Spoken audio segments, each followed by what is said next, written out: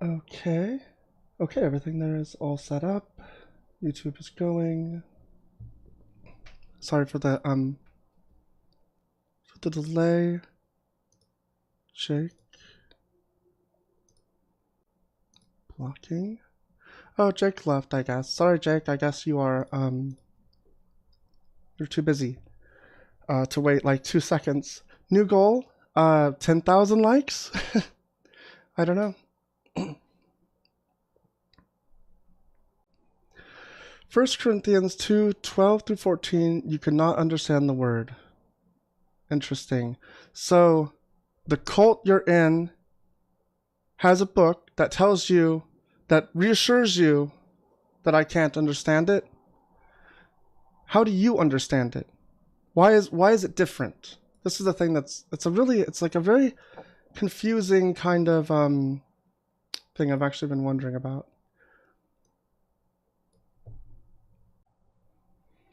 Without the Spirit of God in you, you only can read the word with your carnal mind. But how do you know if you're getting it right? How do you know you have the Spirit of God? Like, these are questions that you can't answer. You have no like test for it, right? All you can do is tell me that you feel something and that you believe it to be that. But it's not necessarily that. Like, if I were to buy into your cult and believe that the God exists and these things are real, it could be the devil. Most of the things that Christians base their entire worldview on is like just feelings.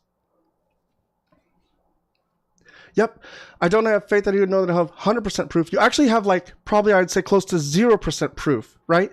There's no good evidence that this God exists. There's the evidence that exists is terrible.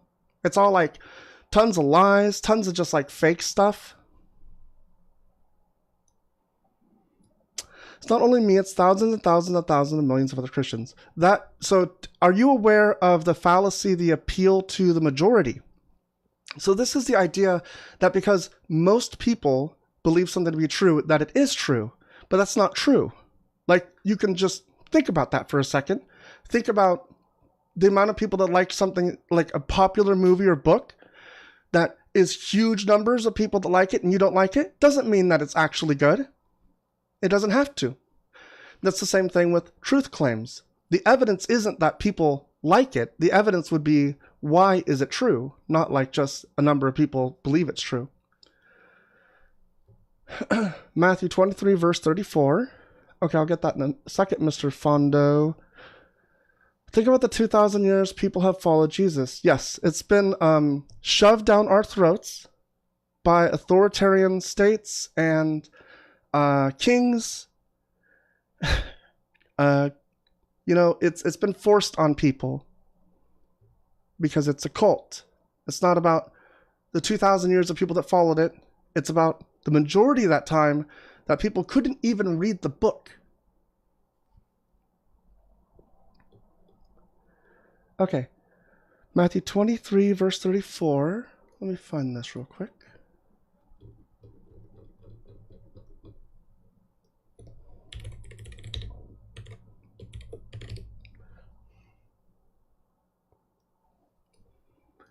I'll throw it on the screen so we all can read it. Let's see.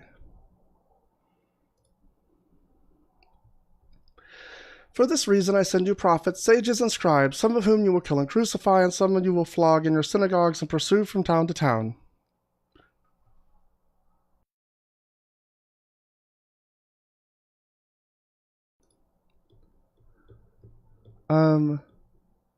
Did I get this verse correct? Let's scroll back up. Matthew 23, verse 34. I'm not sure what this has to do with anything at all. But interesting verse. Whenever you say you're missing out on knowing the creator of the universe, that's an interesting take. I am not missing out on that. I am missing out on believing that I know that, right? I'm missing out on we're getting there, keep ready.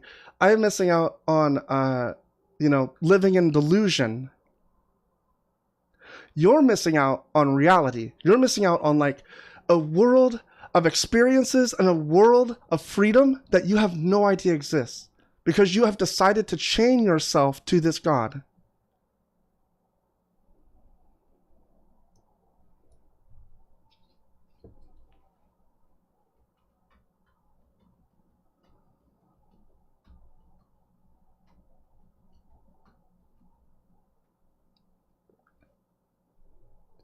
I need to fix this. How do I fix this?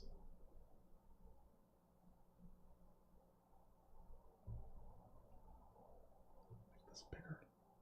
Yeah, like that. YouTube was funky. Let's see. Religion lies. We're told our lies, but what God reveals is truth. There's no God. Like the problem that y'all go with is that you think that the problem lies somewhere else, and you keep avoiding the actual problems that we bring to you, right? This is called shifting the goalposts. When you say, or actually in this case, I would say it's a straw man. I'm not really sure. Like, no one was talking about religion lying. You just kind of like said it. Maybe a red herring or something. It has nothing to do with what I'm talking about today. So if you look at the background, today's question is, why do Christians still worship the Jesus? When we can look at the Bible, and the Bible says that the Jesus is God, that he existed before the foundations. I think he was crucified before the foundations of the world, something like that. And we also can see that the God commands people, the Israelites, to commit genocides. The God commits mass killings themselves through like the global flood. There's sanctioning and regulating of slavery by God. Like, this isn't like people problems. Like every apologetic you've ever heard that for some reason you stopped thinking about this issue, the slavery issue, it totally blows my mind, because to me it is like so clear cut that a good person, let alone a good deity, would see this and say, this doesn't make any sense. Like, I made all of these people and I'm going to make it so that you own some of them? That seems crazy. No, instead the God says, this is how you can own them, and also I'm going to own you. How's that? Because you worship an authoritarian in your mind. We will never understand until we leave this dimension to the next. That is actually a great example of a thought-terminating cliche. This is you deciding that you don't want to think about this anymore, and so you're just going to say some cliche thing that, for you, resolves it, I guess. It doesn't work for me. I don't believe in an afterlife. Chopperly, Petty Fog, Ken and Paper, and Schley, thank you all for the heart me's, and Ken and Paper, thank you for the dolphins.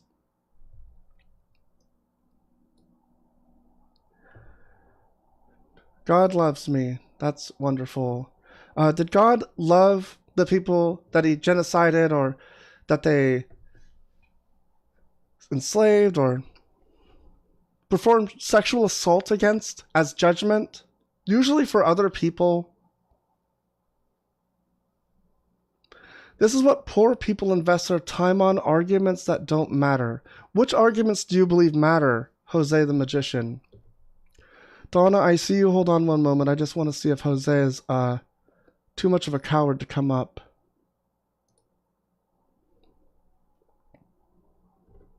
Hello. Jose, He is what? 27. I'm sorry. I've just barely started talking. How old are you?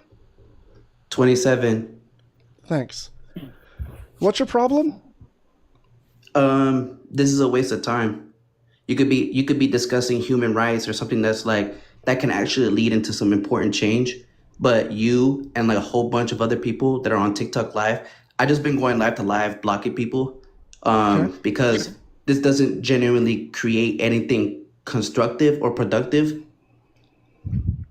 Why do you think all of these human rights atrocities are largely happening? Because people in society are too weak to stand up to the system. Why do you think that is? Exactly what I just said. People are too weak. Okay, that's circular. Why are they too weak to stand up to the system? What does that mean to you?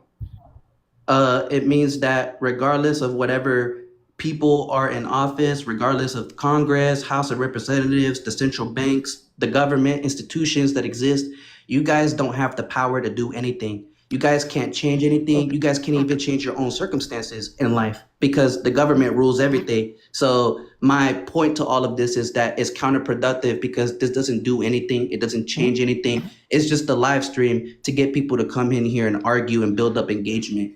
That's all it is. Sure, sure. And so you're being the change that you want to see in the world by coming on the same platform and arguing that we should stop.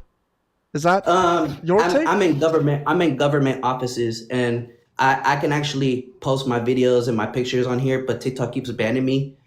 So being a human rights activist and not a person who wastes people's time, yeah, exactly. Yeah, so my take on this, because you don't seem to understand why we don't have the power to stand up to these governments. You don't seem to understand the actual root of this, right? All you No, have to fucking I shut the fuck up. I'm talking. I don't have to do anything. You don't have to talk to me that way, you bitch ass nigga. Respect me and I respect you. Why would I respect someone like you? Okay, so here's the issue, right? The reason that people are not standing up to this is because they want it. Because their God says that it's good. Because of the list of things that are up on this board. These are human rights issues. Genocides, mass killings, sanctioning and regulating slavery, and SA of anyone. These are human rights issues. And if you don't understand how these things are intertwined into fucking Christianity and capitalism, you're delusional. Like, if you're not a Christian, which I think the guest probably was, if you're not a Christian that's defending this nonsense, you're delusional to still defend it.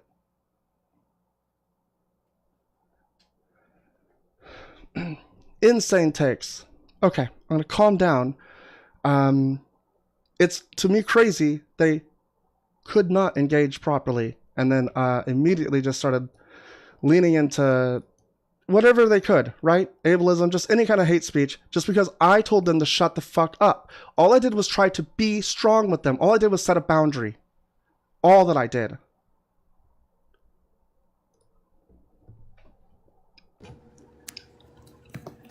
Hi, Donna. How are you doing today?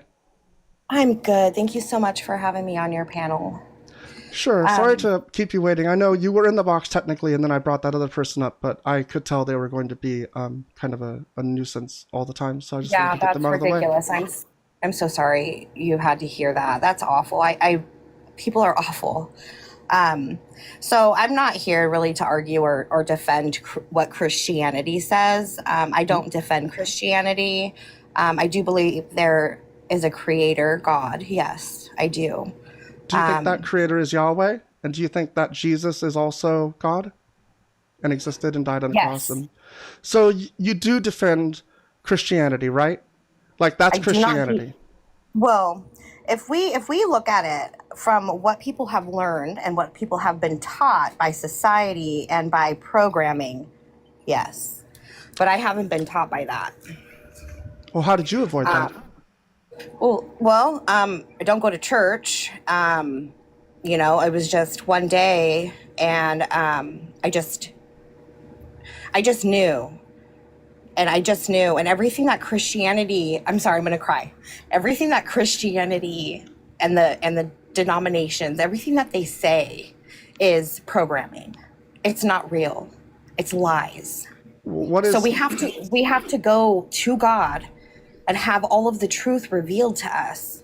So no matter what we read in the Bible, if we get that interpreted by anybody else, even our own carnal mind, it's going to look exactly how you see it. And I understand it because I saw it like that too. So I'm not going to tell you you're wrong, but I'm just telling you my experience. You okay? know, So yeah, can I just clarify some things? So you said you yes, don't go to church, but you right. believe in God. Where do you get the belief from? You just said I just decided one day or it happened or something. But like, where do you like when you think about like here's why I believe, bam. Like what is All the time. the You bam? know, I was going through a really awful time through, a period of a really horrible relationship, and I was desperate to get out of it, and I couldn't get this person to leave. and I was desperate. So I was praying. You want to pray? You know, in my time of absolute darkness, I had to pray. There was no other where. There was no place for me to go. And So who you're one praying day, to? Just to anyone that would listen, basically, or like, yes, did you have yes. did you have an idea of a God in mind Well, when I you prayed? mean, yeah, like creator or environment, you know, whatever, right? So I'm just looking for something to help deliver me from this So horrible. before this point, you had never heard of Jesus. Is that correct?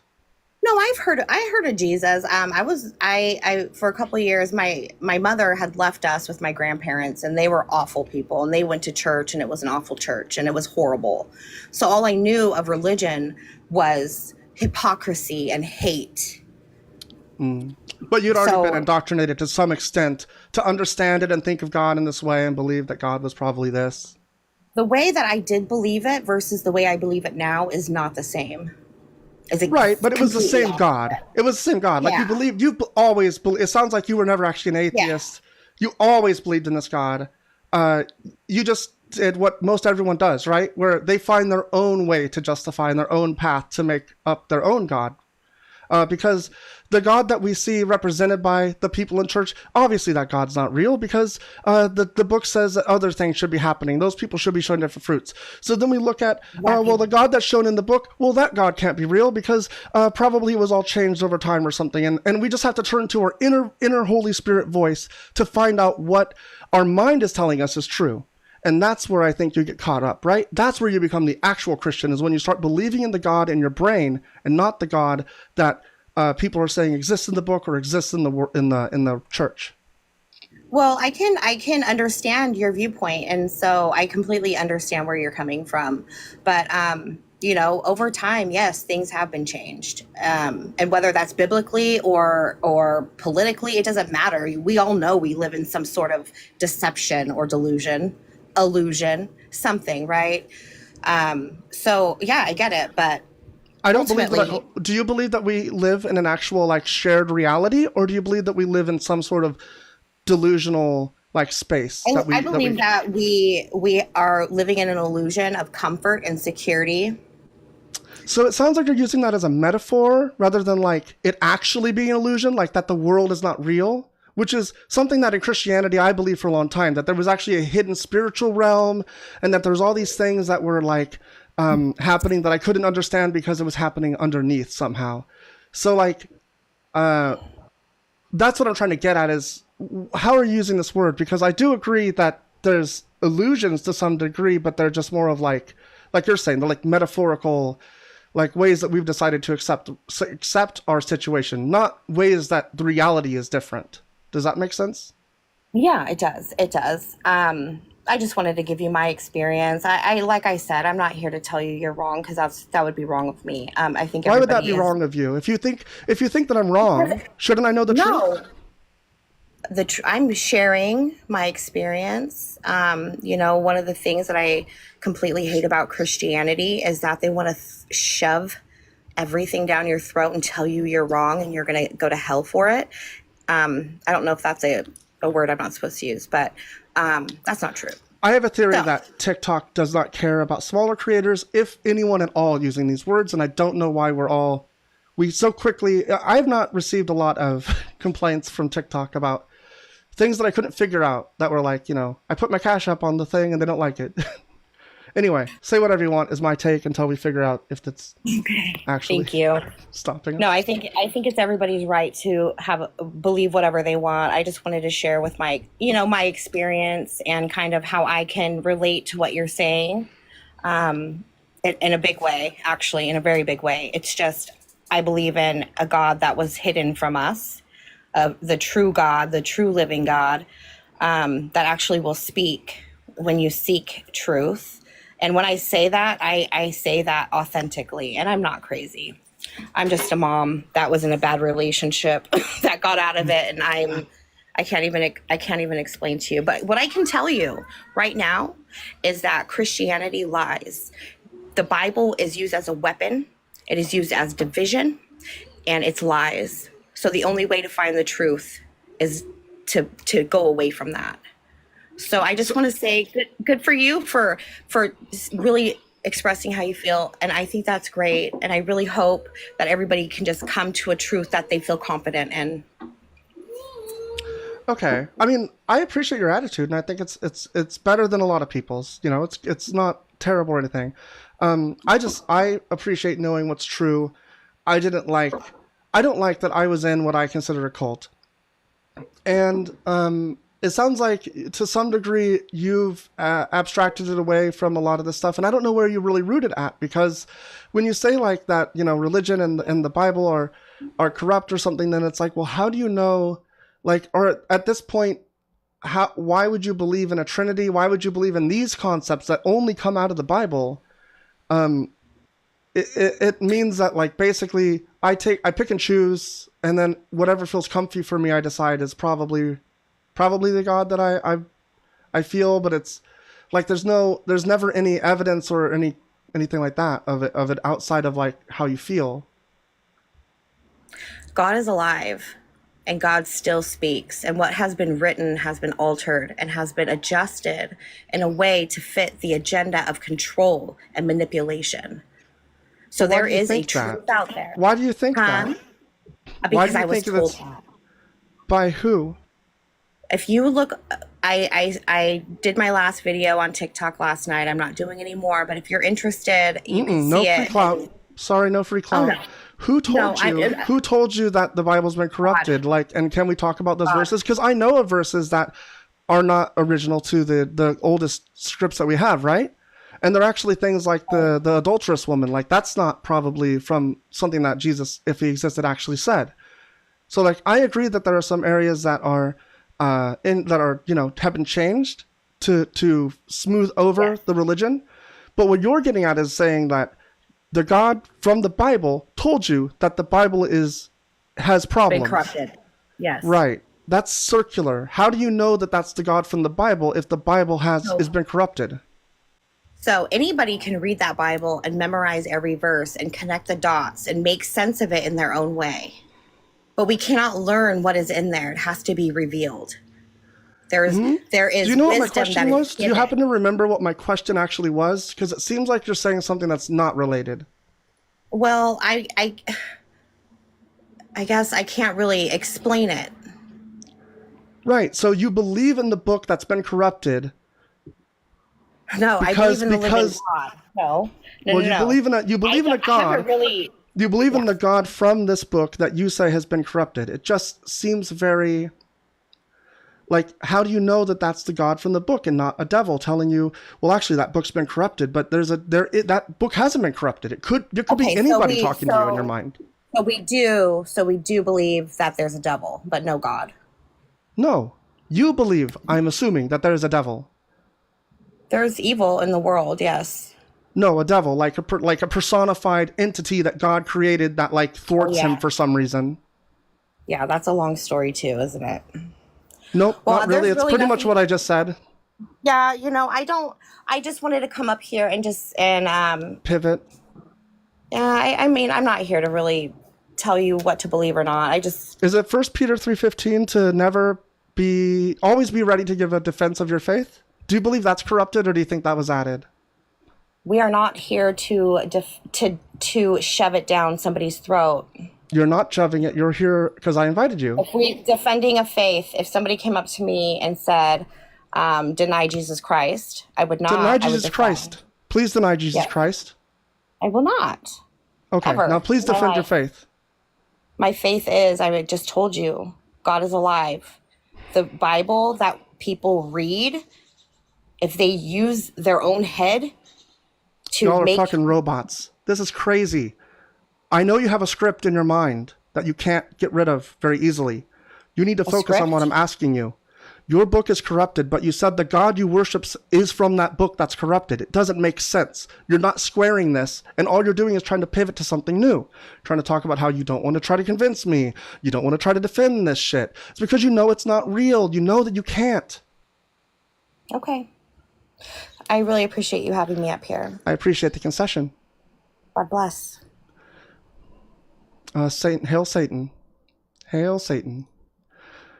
It's just really frustrating when people are so they're so dishonest, right? I'm trying to have an actual conversation and ask you an actual question, and you refuse to answer it. You just go into your little script. I don't need to know why you believe these things in your mind. I want to know these core questions that are hard to answer. How's it going, Starwalker? Starwalker? Sorry I brought you up. You ready? Good afternoon. Good afternoon. How are you doing? I'm doing quite fine. Well, I'm going to definitely answer your questions. I still worship Jesus because, number one, there is no other God. And also, the things that you mentioned out, like genocides, mass killings, sanctioning and regulating slavery, and Essay's judgment, I will say is this: God does not condone genocide. Period. No, he just commands it, right? No, he does not condone it at all, period. And the slavery that's in the Bible is different from the slavery that was in Can we stop? the countries. You made a claim. I'd like to talk about it. I'm trying to. You're gonna have to do the research yourself, sir, because I don't have. I'm just. It's trying not to a say sir, it's miss. It's not sir, it's miss. Do you see the background where it says she, her? Can you read? I'm wondering at this point. I'm saying the sanctioning and regulating slavery. Excuse me, can you please apologize and correct yourself? Why? I'm not going to. Why will you not? I'm not going to. Why will you number not? Number one, sir. If anyone is able to block that bigot, please do so. So God commands genocide in Deuteronomy, the destruction of Canaanite nations, and in 1 Samuel to kill all the Amalekites, including the women, children, and the animals. I'm the bigot. Let's see here. You look like you would be real fun to talk to. Come on up. Lone Wolf. Yeah, if this coward doesn't come up, I'll find Lone Wolf.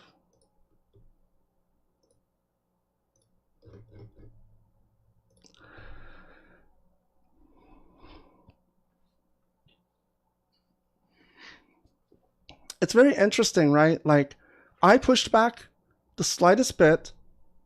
Then I set a boundary on, I'd prefer they call me, and they started yelling at me and trying to be more bigoted. They don't have any substance. Christians have nothing. I have this. I have this background of your God that you worship, committing genocides, mass killings, slavery, sexual assault as judgment. These are not good actions. I started yelling too. I don't need to be respectful to bigots, and I don't think I was yelling. No, I'm not begging for respect. You're going to give me respect or you're going to leave. It's really simple. Like, if you don't understand how this works, that this is like a show, right? This is a platform that I'm running. It's like a show that I'm doing. And, you don't have to be here. Look, if you want to come up, come up. Stop being a coward in the comments. Let's talk about it. You can tell me how I'm all wrong and how you're going to tone police me into doing the right thing. That's going to probably change my fucking mind about your stupid God. Yes, I did say apologize now. Oh, you're saying because I'm begging? Not begging. I demanded that they apologize because they're a bigot. And I could tell why they did what they did and what they were aiming to do. It was just suicide by mod. They didn't care. They didn't have any argument. They'd lost immediately. They wanted to steamroll. I stopped them. How about I try to regulate my emotions? These are my emotions being regulated. I'm sorry that you don't like it. You can leave. It's crazy that you people don't understand. Like, if you think I'm annoying or whatever the problem is that you have, that's on you that you're here. You're doing it to yourself. You don't know what they're going to do because you're not God. Very interesting. No, I'm not God, but Lone Wolf, guess who just earned fucking being blocked? I'm not God, but I can tell who's bigoted, right? I can see by fucking shit that people say, by the way that they talk. I'm fucking so tired of these idiots. Thank you to my people on YouTube. Thank you for coming over. If you're not subscribed to me, please do. If you're watching this later or something or whatever. yeah, I just need to get like 49 subscribers, and then I think I get into like the 500 area where I get can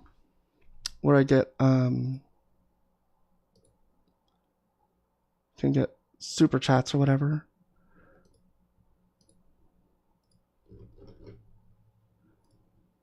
Might want to restart the live. I haven't been live long. I've been live for about half an hour.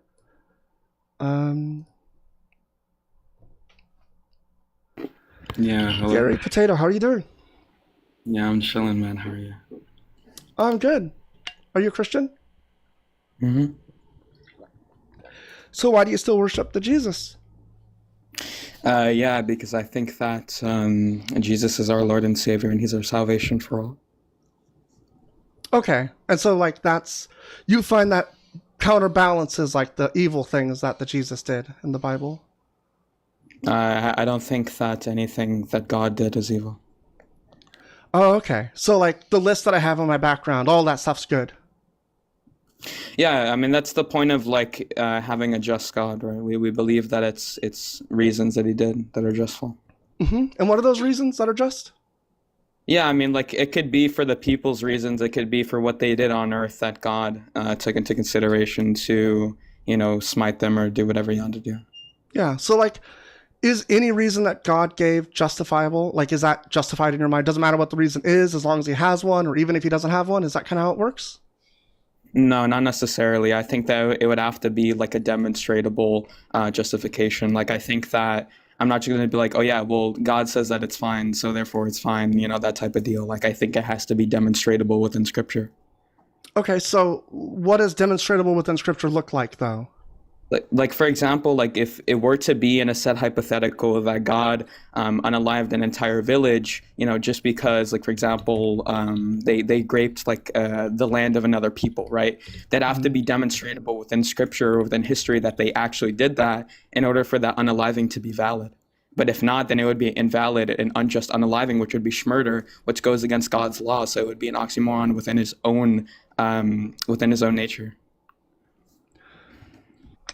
Okay, so I have a verse that I'd like to talk about, which I think you're going to say is justifiable, but I don't understand how it is. So It is 1 Samuel 15. Are you familiar with this? Yeah. Right, so Samuel said to Saul, "The Lord sent me to anoint you king over His people Israel." So I believe this means, now therefore listen to the words of the Lord. So this means that these are the things that God has said, right? We can agree on that? So, thus says the Lord of hosts, I will punish the Amalekites for what they did in opposing the Israelites that came out of Egypt. So this is the reason that God's giving. And it's when they oppose the Israelites, which is, I think, 400 years prior. It's generations of people prior. Yeah, around there, yeah. Yeah. And so God's giving this reason. Do you find it to be a justifiable reason? Yeah, I think Exodus 17 would explain this, because I think that He gave a promise. I think the Lord gave a promise to Jacob that He would blot out the name of the Amalekites from under the heavens, right? So I would say that this would be only for what they did to Israel, and that was His justification. If you read Exodus 17, specifically verse 14, that's His justification is for what they did to Israel and their invading of Israel, which is His holy land. Hey, Stouts. Okay, so because generations ago He made a promise, and then he slept on that for a while, and then He's like, you know what? I almost forgot. We got to wipe all of these people out. These people that had nothing to do with the thing that happened, but I made a promise, and a promise is a promise. That's what you're telling me? No, because I mean that would just be flawed in itself. Because what you just stated is I don't think God can even have the potential to forget, anyways. But I think that God was giving them the option, as He would any human, to get their life back and to reconsider what they were doing, but they were ignoring God, kind of like the continuation of the fall of man. So I think that what they were doing obviously wasn't following God's commands and for over 400 years. Because I think that what they were doing all the way Where to is that 400 years ago. scripturally? Where is that scripturally? Where is it scripturally? Where's that scripturally? Yeah, you said the justification has to be backed up by the Scripture. And we read the Scripture, and then you gave a different apologetic about how God gave a promise. And I said, well, that seems silly. And you said, no, that's not it. Where's the Scripture that says they did all of the bad things in between and that God was still mad about it? Where is that? Well, I mean, I gave you the Scripture of Exodus 17, Okay, we'll where check He that out. correlates it. Yeah, where he correlates it back to the invasion of Israel. Okay, Exodus And I'm 17. pretty sure there's a verse, I'd have to pull it up, where he talks about how they were given time to repent. Give me 1 second. So let's see. The people wanted water. Moses is mad. He cried out, "What am I going to do?" The Lord said, "Go on, take them, standing there in front of you, strike the rock." Amalek attacks Israel and is defeated. I feel like you're just telling me when they attacked and like maybe about the promise thing again. Choose some men for us and go out. Oh, that's interesting. Then Amalek came and fought with Israel at Rephidim. Moses said to Joshua, "Choose some men for us and go out, fight with Amalek." Is it Amalek or Amalek or I'll stand on top of the hill. It would be Amalek, yeah. Amalek? Tomorrow we'll stand on top of the hill with staff. Okay, yeah, this is the magic rod, like hand wavy thing. Literally hand waving away the issue. It's very clever. Lord said to Moses, "Write this in remembrance, recite in the hearing of John, utterly blot out the memory." Moses built an altar. Okay, what's your point? Yeah, I was saying that it would be a continuation of what they were doing for the invasion of Israel, because I think that they were having the same actions. That's why it was given to the fact again. Why do you think and brought that? up again to But the why do you think that? promise to, yeah, I'm giving you, but you keep interrupting me. No, you're not that's why I was giving me. I asked you for a verse. I am. You gave me the same fucking thing you told me before, and then you're talking again and you're making claims without giving me a verse. Why do you think the thing that you think scripturally? Yeah, because I was, I was trying to tell you, but like you kind of just like cut me off. But yeah, so that's why like in verse 14. You're right. Hold on. I'm sorry. Let me apologize. You're right. It's very rude of me. You've been nothing but kind. Please go on. Tell me everything, and by the end of it, I'm sure we will know exactly why it was okay for God to kill everyone because they opposed them 400 years prior, and he made a promise about it. Please, give me the information that's going to make this. It's not a straw man. It's what I believe you have told me so far. Can you give me the extra information that makes this understandable? Yeah, I mean, that's exactly the point of why I'm saying it's a straw man. Because, again, what I'm trying to say is that they're doing the same actions that they did of Israel. And that's why it came up again to God in verse 14, where it would be a memorial and a promise to Joshua that he would blot them out from under the heavens due to the fact that they were doing the exact same thing. Why do you think it was brought up again? What do you mean brought up again? Yeah, because why do you think that he would bring up the Amalekites and their actions hundreds of years later? Because the people at the time felt that they could justify a war if they said that God told them they could do it. This isn't real. Like the God didn't say anything. Like an internal critique, sure. But it's because of this. It's because of this exactly. It's not because they continue to do things. It's because as a remembrance of this, we're going to utterly blot them out at some point. He's not saying like, because they will continue and I see it happening. That's not in here. You're making shit up. Yeah, that's just a verbatim fallacy because I'm just saying that he's bringing up. No, it is not a verbatim fallacy. You're claiming things that are not true. You're claiming it's in the book and it's not there and you're being dishonest. When did I claim that? Because where does it say what you said? Yeah, what my claim about the verse is that it's of the continuation of what they did in Israel. I never said of what you're saying. What is we're saying completely different things. What verse is a continuation of what they did in Israel? Please be fucking specific. I never said that. Like again, you're not tracking. So like I'm saying that the verse of what it's saying. Shut the fuck up. You just said. You just said the verse is a continuation of what they did in Israel. Why are you so angry? You need to take more estrogen, bro. You're crashing. Why are people like this? Why can't you just engage? Like it's so dishonest. Do you think this is convincing to people? Do you think that because I'm like getting frustrated that like you're winning? I don't want to spend time talking to you. You're painful to talk to. Like it's sad. Like you think that being annoying is somehow like winning. It's somehow like I have no idea. I don't know. I asked you multiple times. 40K likes, that would be awesome. Thank you so much for the likes so far. 22,000 so far, that's awesome. I am having a kind of a tough morning. So it is true that I am probably crashing out a bit more than I'd like to. But there's just, it's like these people have nothing between their ears, right? Like, am I missing something?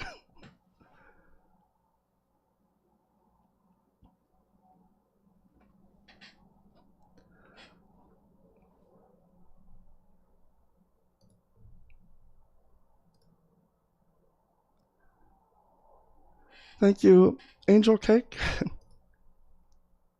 What are some verses? Can you put them in the chat? Well, we were just talking about 1 Samuel 15, 3. That's where the genocides, it's one of the genocides that occurs. Stoty, thanks so much for subbing on YouTube. Yeah, so like what the last guest was bringing up was basically just, they just kept going to this and then saying it's a continuation. It's like, I get what this says, that there's a promise made here. And then God says later, oh, remember the promise we made? It's like 400 years ago. We're going to fulfill that. Like, there's nothing else about it. It has nothing else to do with, like, they continued to do these evil things. I sometimes have to remind myself there's no free will. Yeah, it's weird.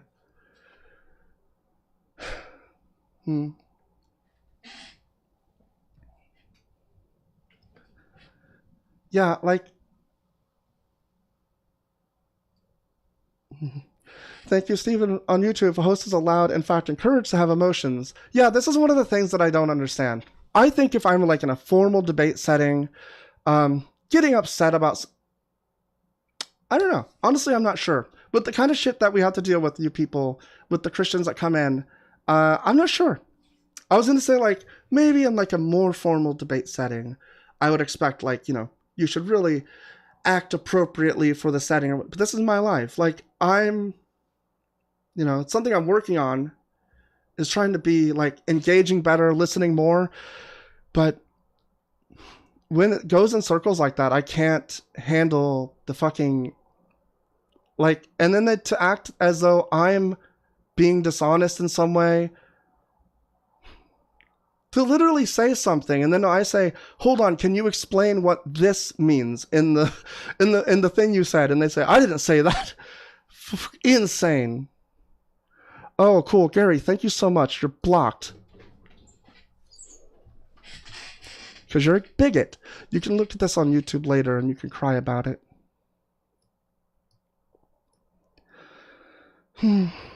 Has anyone more interesting gone live yet?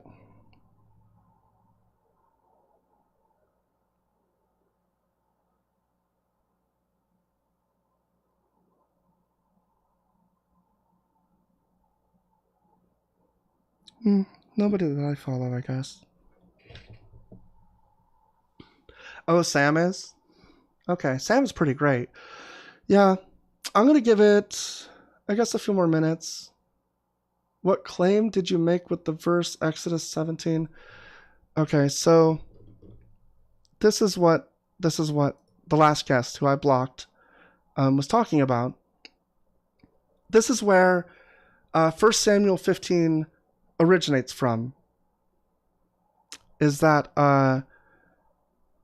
back in Exodus 17, there's the rock thing, the people are mad or whatever, and then Amalek comes and fights, and it's kind of funny because it says, then it came and fought, and then it says, choose some men and go out and fight. It's unclear to me what side I should actually believe, what's happening here. But like Amalek fought, but they're gonna wait until the next day to actually fight. That's kind of weird. So then they fight, and Moses has to hold up his arms, and that wins because it's like a special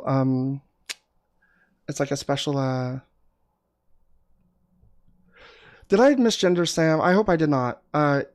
They're awesome. I hope I didn't say the wrong thing, because I think I might have. I was not thinking. Yeah, so God does his magic when Moses raises his hands, and then they say, write this down, we're going to destroy them later. And I think that Um, oh, great. Thank you. I think that the guest's point was something along the lines of like, because this is in a separate area, like this is not connected as strongly, and that there's been a bunch of time between, or their point, this is what I was trying to get them to like nail down, was like, what's the actual argument? And they were like really, they were squirming because they couldn't provide what they were saying. Yeah, if their point is just like, well, there's like all this time between here and the other one. And it's like, yeah, there is a bunch of time between when this took place. It's like 400 years.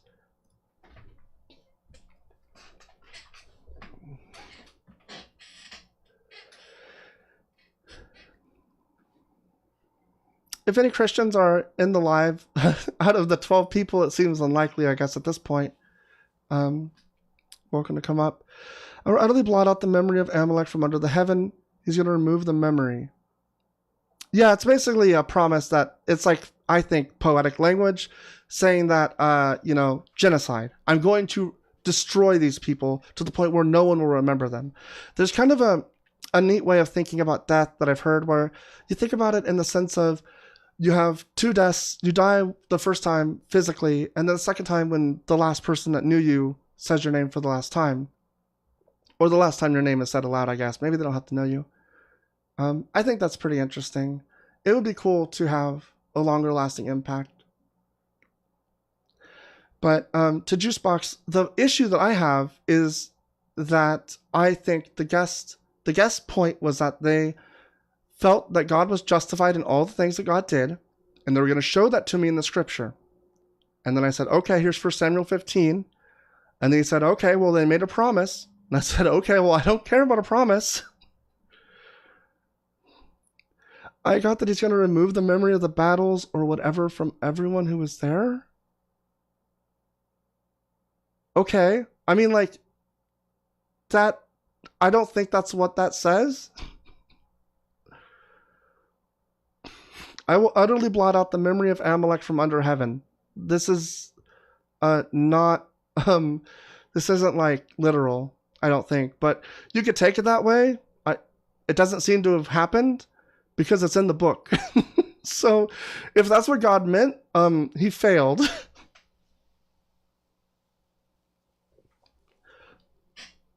The Bible is confusing, plus the translations we don't even know. So my take on the different translations is that the different translations each serve different purposes, and I think the best translation is the one that tries to most accurately represent what the oldest manuscripts that we have said, according to like what's actually in there, and also maybe explaining when things are like culturally different or whatever. But I think it's really bad. I see a lot of, especially Christians, that get upset about particular translation, or to say like that all translations are corrupted in some way, like that other guest that provided no evidence at all of this and basically said I use the same corrupted text to decide that this text is corrupted or whatever. It's insane to me. Some parts of the Bible are literal, some are poetic and figurative. That is accurate. That is true of a lot of books. God isn't real. I just have an account and spend all my time talking about him.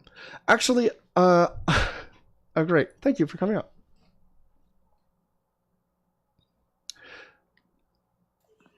Scoozy. How you doing? Hello. Hello, I just had a question. I just wanted to ask, so like if you don't believe in God and stuff, why do you like put in so much effort to like make an account to drag other people down with you about it? Because actually I'm freeing you, not dragging people down. I'm trying to free you Where from are a you mind freeing prison. us from? A mind prison. Okay, I could see that probably with people who have been forced into Christianity, but what about people who willingly choose it and who are happy with their life like that? Yes, you put yourself into a mind prison. Yeah, but what if you're genuinely happy like that? Like, what harm is it causing you? Why do you feel like you're doing something good? You're feeling Do you live in the United conceited about States? it. Do you live in the United States? Yeah, I do. I live Yeah, in do you see- Washington Okay, so like Washington State or Washington, D.C.? State. Hey, awesome. Me too. So like I really like Washington because I feel like in this state it's like a little more insulated from the chaos that's happening in this country But that chaos is happening as a direct result in a lot of ways from Christian nationalism because of Christianity. What necessarily is Christian nationalism? I'm sorry? What necessarily is Christian nationalism? It's people that want to make this nation entirely Christian. It's like a national devotion. It's a devotion to a nation as a Christian nation. Okay, I can see that being a problem. I just feel like there's also a lot of, so there's like I said, like people who force it on other people, and then I feel like there's people who just look at it not necessarily as a religion, but look at it as a relationship with God. So they're not, really forcing it on other people like that. But I can definitely see how that's a problem. But what do you think forcing entails? Because they may not be writing the legislation, but they're going to vote for the legislation and the politicians that are doing this because it aligns with the bigotry in the book. It aligns with what the cult says they should believe. And so it's not forcing in the sense of they're out there throwing Bibles at people, but it's forcing in the sense of they're working their way into government and then voting for these things to happen because they think that God wants it.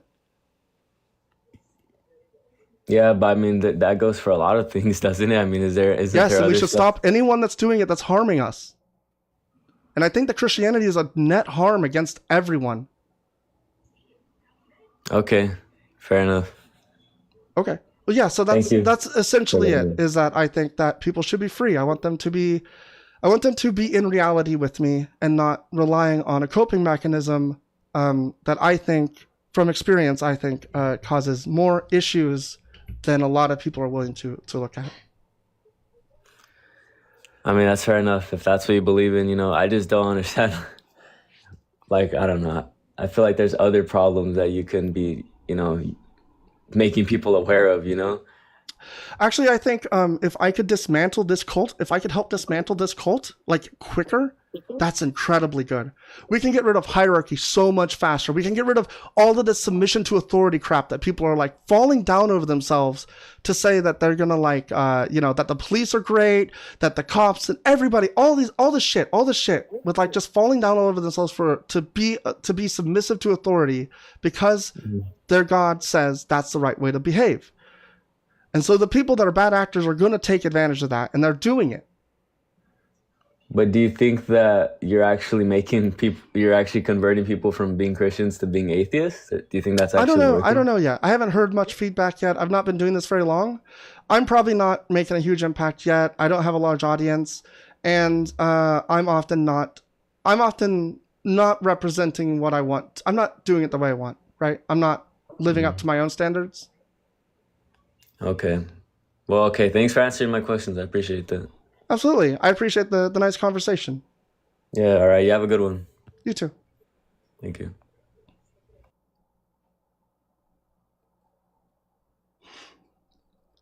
I have a lot of different reasons for doing this, but ultimately it is that I want to make people see that there's a different way that they could be living, where they don't have this judging being watching them all the time and telling them they can't do things that they want to do.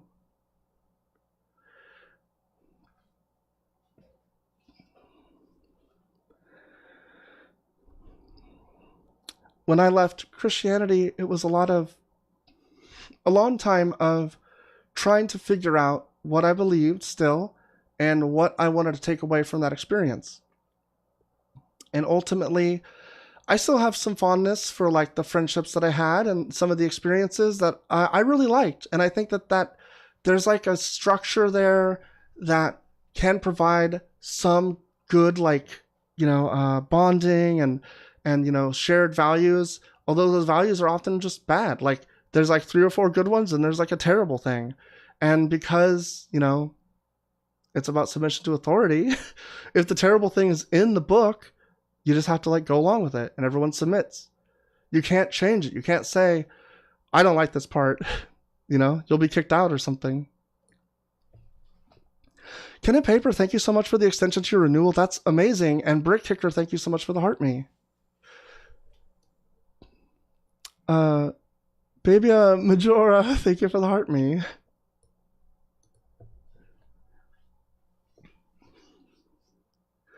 You don't have to submit to evil. Quit lying. Why are you leaving these people down the wrong path? No, actually, I'm freeing people. Shannon, thank you so much for the finger heart.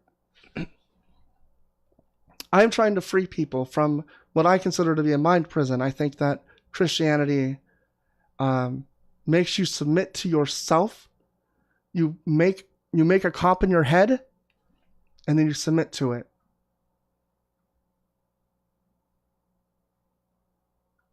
There is something that I'd like to say about that cop in your head, but I think even that might be going a little far for the for a live stream.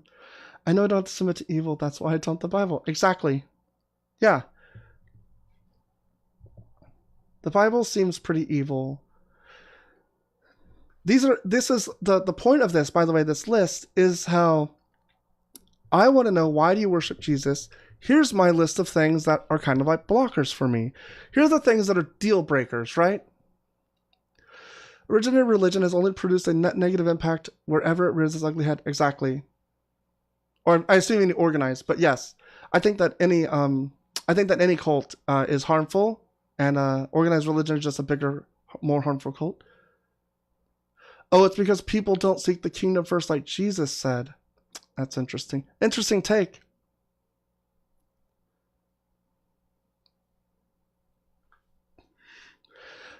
It's an interesting take. Christians have a lot of interesting, like, hey, check this out. It makes no sense. Oh, okay. They're not seeking the king. Okay. Whether it's a cult is how the people around you tell you about Christ. They do it wrong and striking fear on you. No, I don't think that's true. I actually think that you can make a distinction between harmful and non-harmful cults. It's a topic I want to run sometime, but it's like basically, I do think that you could probably join like a non-harmful cult. Like imagine some sort of like a non-violent, like Jainism, I think is like an offshoot of Christianity. I think Carbon was talking about it last night on Mezzo. And like Jainism is essentially like, don't hurt anything. And the stricter you are as a Jainist, the more you resist trying to hurt insects or anything like that, right? And so that's something that's very cult-like. It still adheres to venerating a deity. I think it's still Christian. But the harm that it does is more internal. It's more inward-facing. And so it's a less harmful cult. You might say it's not harmful, but I think that it's probably harmful to the people in it. I'm not Christian. Jesus would call everyone God. I guess. I have no idea why you think that, but you keep doing you. I have a feeling that you're kind of probably out of your mind. Bible's true word of God. After you die, it's heaven or hell, buddy, praying for you. Amazing. Look at the fear. There's one of the fear Christians, the ones that are like mad about that I'm going to hell. It also said you can't use self-defense, and I think that's harmful to yourself. Oh, yeah. I forgot. They were talking about it even extends to self-defense. That is harmful. That's very harmful in a very real way. And, again, all you have to do is get a bad actor into your life, and they will take advantage of that. I'm locked in my own mind prison, and this live proves it. Oh, I'm sure that it does. I'm sure that there's no reason for you to come up and talk about whatever the hell is wrong. You've decided from what I'm saying without any interaction. How's it going? What's up, man? Not much. How are you doing? I'm doing well. How are you? Pretty good. That's good. Okay, so you said that I'm locked in All my right, so own I mind prison. completely hear your point, man. So what it Okay. is the whole dogma that people get fed in Christianity is just a bunch of delusional bullshit they get from church fathers, right? Because they never really been seeking the kingdom first, like Jesus said. And that's all really people ignore, because honestly, if you honestly just get curious about what reality is within you as consciousness, what is consciousness? What was Jesus trying to point to as the kingdom of God? And that's what Christianity doesn't teach. And that's why Christianity gets so much shit, because it's just delusional. honestly, because it doesn't seek the kingdom of God, like Jesus said. So these people don't worship Jesus. They don't represent what this guy taught. So I absolutely hear you, and I get why Christians get a lot of hate, and you can believe whatever you want to believe. I'm just saying it is because people don't seek the kingdom first, like Jesus said, and then they all want to worship this guy. It's fake. Okay. So, but do you worship Jesus?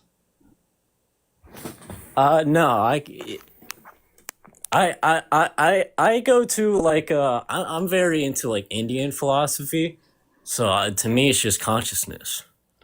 Oh, okay. So you're not a Christian at all, and you're literally saying they're not doing it what Jesus said. I would largely agree Absolutely. with that. Okay. So if you don't worship Jesus, you don't think that he's God. We probably don't have much to disagree on. I don't. If so, like Hinduism, is that what you're saying? Like Indian philosophy, is that Indian?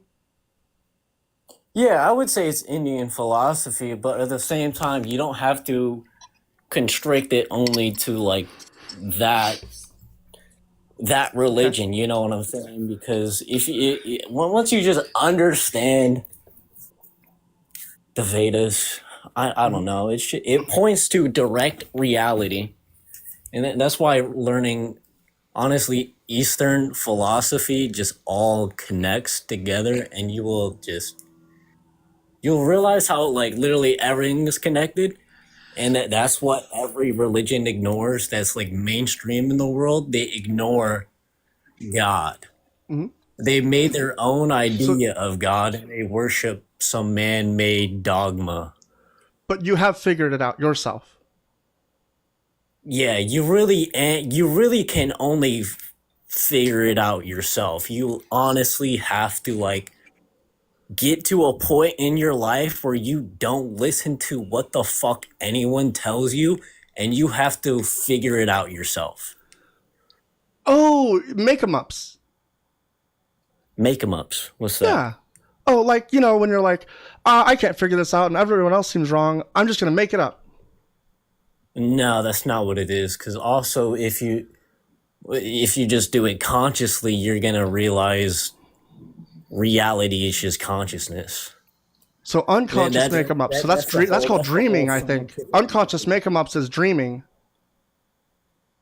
It's the whole scientific method of realizing reality as consciousness, which science is literally proving. In what way? What do you mean, which way? You made a claim that science is proving that reality is what did you say? Like Reality is consciousness is consciousness. real. Yeah, how is It's science the proving only this? way that you're gonna. It's the only way you can perceive a reality is consciousness. Yes, that's The true. only I reason we believe have the only way to perceive reality is to be conscious and to have and I consciousness. get people are very confused about that because they think consciousness is an emergent of the brain. But if Right. you even study it now, Only science because is we don't have any other realizing that it's evidence just a complete different. illusion. Right. You keep saying that That science has shown us that, but you're not providing that evidence. That's the thing I keep asking for, and then you kind We're of just having a conversation on TikTok right now. You can do the studying yourself to realize okay, reality do my in own your own research. experience.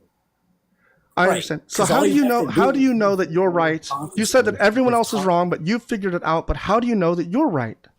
You're not the What's the only one test? that figured this out. But what's the test? I wouldn't be the only one who to figure this out. This shit's been going on since consciousness has been around. All you have to do is realize what consciousness is in your own direct experience. Okay, so make 'em ups. Literally, all you're telling me is like you just imagined some things, you read All some you things, have to and do pick and is choose. study what consciousness is. You think I All have right. to I study appreciate your this? time. I appreciate it. No, I don't I mean, people think can that. do I whatever think they I want, think but your I view of the personally world is a think waste of studying time. I think your view of consciousness the is world the is a waste best of way time. to It doesn't do in provide life because you're anything not going to tangible. understand yourself at all. It does You not literally help don't even anything. understand yourself at all. I'm sure. You have Are you pivoting to bigotry? Please don't do that. This has been pretty good so No, far. I'm I've just been saying kind you of a don't dick, but understand yourself unless you know what consciousness is. And that's why okay. you keep rambling on because you don't even want to sit and know what consciousness is. Well, it's more because when you talk, it's really boring, and I'm worried that when you talk is really boring. I'm worried that the people in the audience are going to be bored hearing you repeat the same claim over and over that consciousness is reality. When I ask you for something to prove that, you just tell me that I'm thinking too small or whatever, that I can't understand. These are ways that people get out of, dealing with these issues. When you come up against the slightest pushback, it becomes, well, it's my fault that I don't understand it. Use consciousness. I'm using my consciousness. I reject your nonsense. It doesn't make any sense. It doesn't help anything. There's nothing about this that explains anything in the world. It doesn't make anything practical or easier to do. Like, what would even be the use of thinking about this nonsense? You can't even provide a starting point. Like, I don't even know what to search for with this nonsense. Indian philosophy consciousness? Be aware of reality. Realize awareness is reality. Use it to realize reality, lol. Yeah, that sounds like amazingly true. You're just manifesting, I think, which is awesome.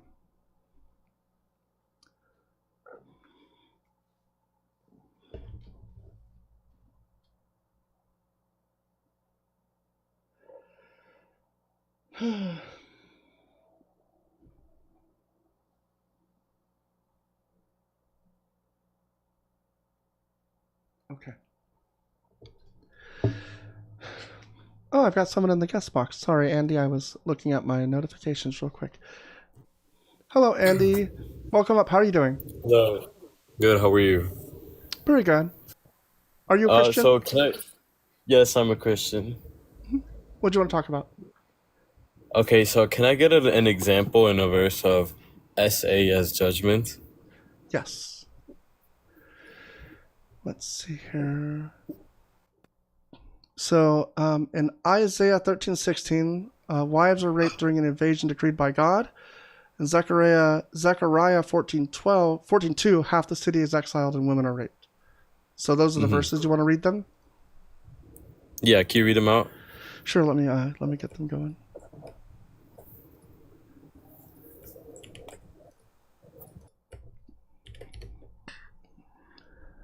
Okay. Their infants will be dashed to pieces before their eyes, their houses will be plundered, and their wives raped. So this is God talking about something that is going to happen by his hand. And it says punishment. So this is okay. You're saying this is God commending a sexual assault as judgment. He's saying it's going to happen, and yes, the oracle concerning Babylon that Isaiah son. Right, but is it God commending judgment with sexual assault? Yes, it is. No, it's not. Okay, why not? If you read into context and see what the history of and the historical context of it, it's not God casting judgment with sexual assault. See, I am stirring up the Medes against them who have no regard for silver, do not delight in gold. Their bows will slaughter the young men. They'll have no mercy on the fruit of the womb. Their eyes will not pity children. I am stirring them up. God's talking about the things that people are going to do and that God's going to make them do it. So when you're actually, okay, this is not God casting judgment. And millions or thousands, I guess, of scholars agree on this. This is, I don't know what your interpretation of this passage is, but it is not God casting judgment with sexual assault. And there's not one example of God doing that in the Bible at all. And you can show me all the other verses as well. Well, let's keep talking about this, because all you've done is tell me that the things that it says are not true. Okay, by what authoritative interpretation are you going by? The one where I read words and I look at what it says, and it's like, wow, that's sexual assault, and God's saying he's going to make people do it. Okay, so your own interpretation, right? Yes, reading English. Right, in the lens of you don't know what you're talking about believe, because you don't know any historical context of what it is. Do you think that, what is the historical context that makes this not what it says? I don't understand. So I refer to the other passage you talk about when, for example, I guess like Lot's. Do you bring up the verse where Lot gives up his I think, his children or his wives to the men of Sodom? Do you know the verse? I'm not sure. Do you have that one up as an argument? Do you mean Zechariah? I'm not sure. Read that one. I had two verses that I gave you. One second. Can you cite both? I will gather all the nations against Jerusalem to battle. The city will be taken, and the houses plundered, the women raped. Half the city shall go into exile, but the rest of the people shall not be cut off from the city.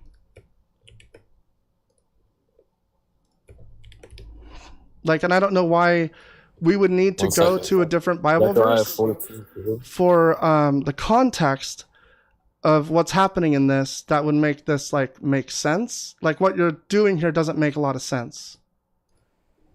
1 second. Let me read the passage myself. Can you zoom out? Try. It's not really helping. Okay, read the whole passage for me. Okay, we'll start at the top. The oracle concerning Babylon that Isaiah son of Amos saw. On a bare hill raise a signal, cry aloud to them, wave the hand for them to enter the gates of the nobles.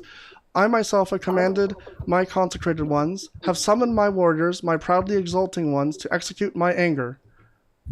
So, I believe this is God. We can go back and make sure. Okay, so the but it's an oracle. Babylon. Yeah, is that God? When an oracle speaks on God's behalf, do you think it's not God? This is not on God's behalf. What does the first thing say? What is the title of the passage? Proclamation against Babylon. Right. The oracle concerning Babylon that Isaiah son of Amos saw. Yeah, so this is what, a vision? Is that what it's saying, that Isaiah son of Amos saw? It sounded like you understood this whole thing, so I was really hoping you could like fill me in on it. Yeah. Now go to the 14:2. To 14:2? Isn't this the passage you're on? Oh, you're in Isaiah 14. I was in Isaiah 13. Okay, let's talk about Zechariah 14:2. Oh, okay. Zechariah 14:2. For I will gather all the nations against... I'll read the full chapter so we can get this thing. See, a day is coming for the Lord, when the plunder taken from you will be divided in your midst. Let's go back one chapter, because I'm almost positive this is God, but you're going to want it to say it. On that day, says the Lord of hosts, I will cut off the names of the idols in the land. Yeah, this is all, I believe, God talking from that point forward. Do you agree? Okay, so do you understand that Zechariah is apocalyptic literature? Okay. I'll accept that. You grant me that it is, right? Sure. It is horrors of prophetic warning, okay? It could be taken as symbolic, as most scholars agree on. This is because it's apocalyptic literature. What's it symbolic of? The apocalyptic literature. The literature is symbolic of the literature?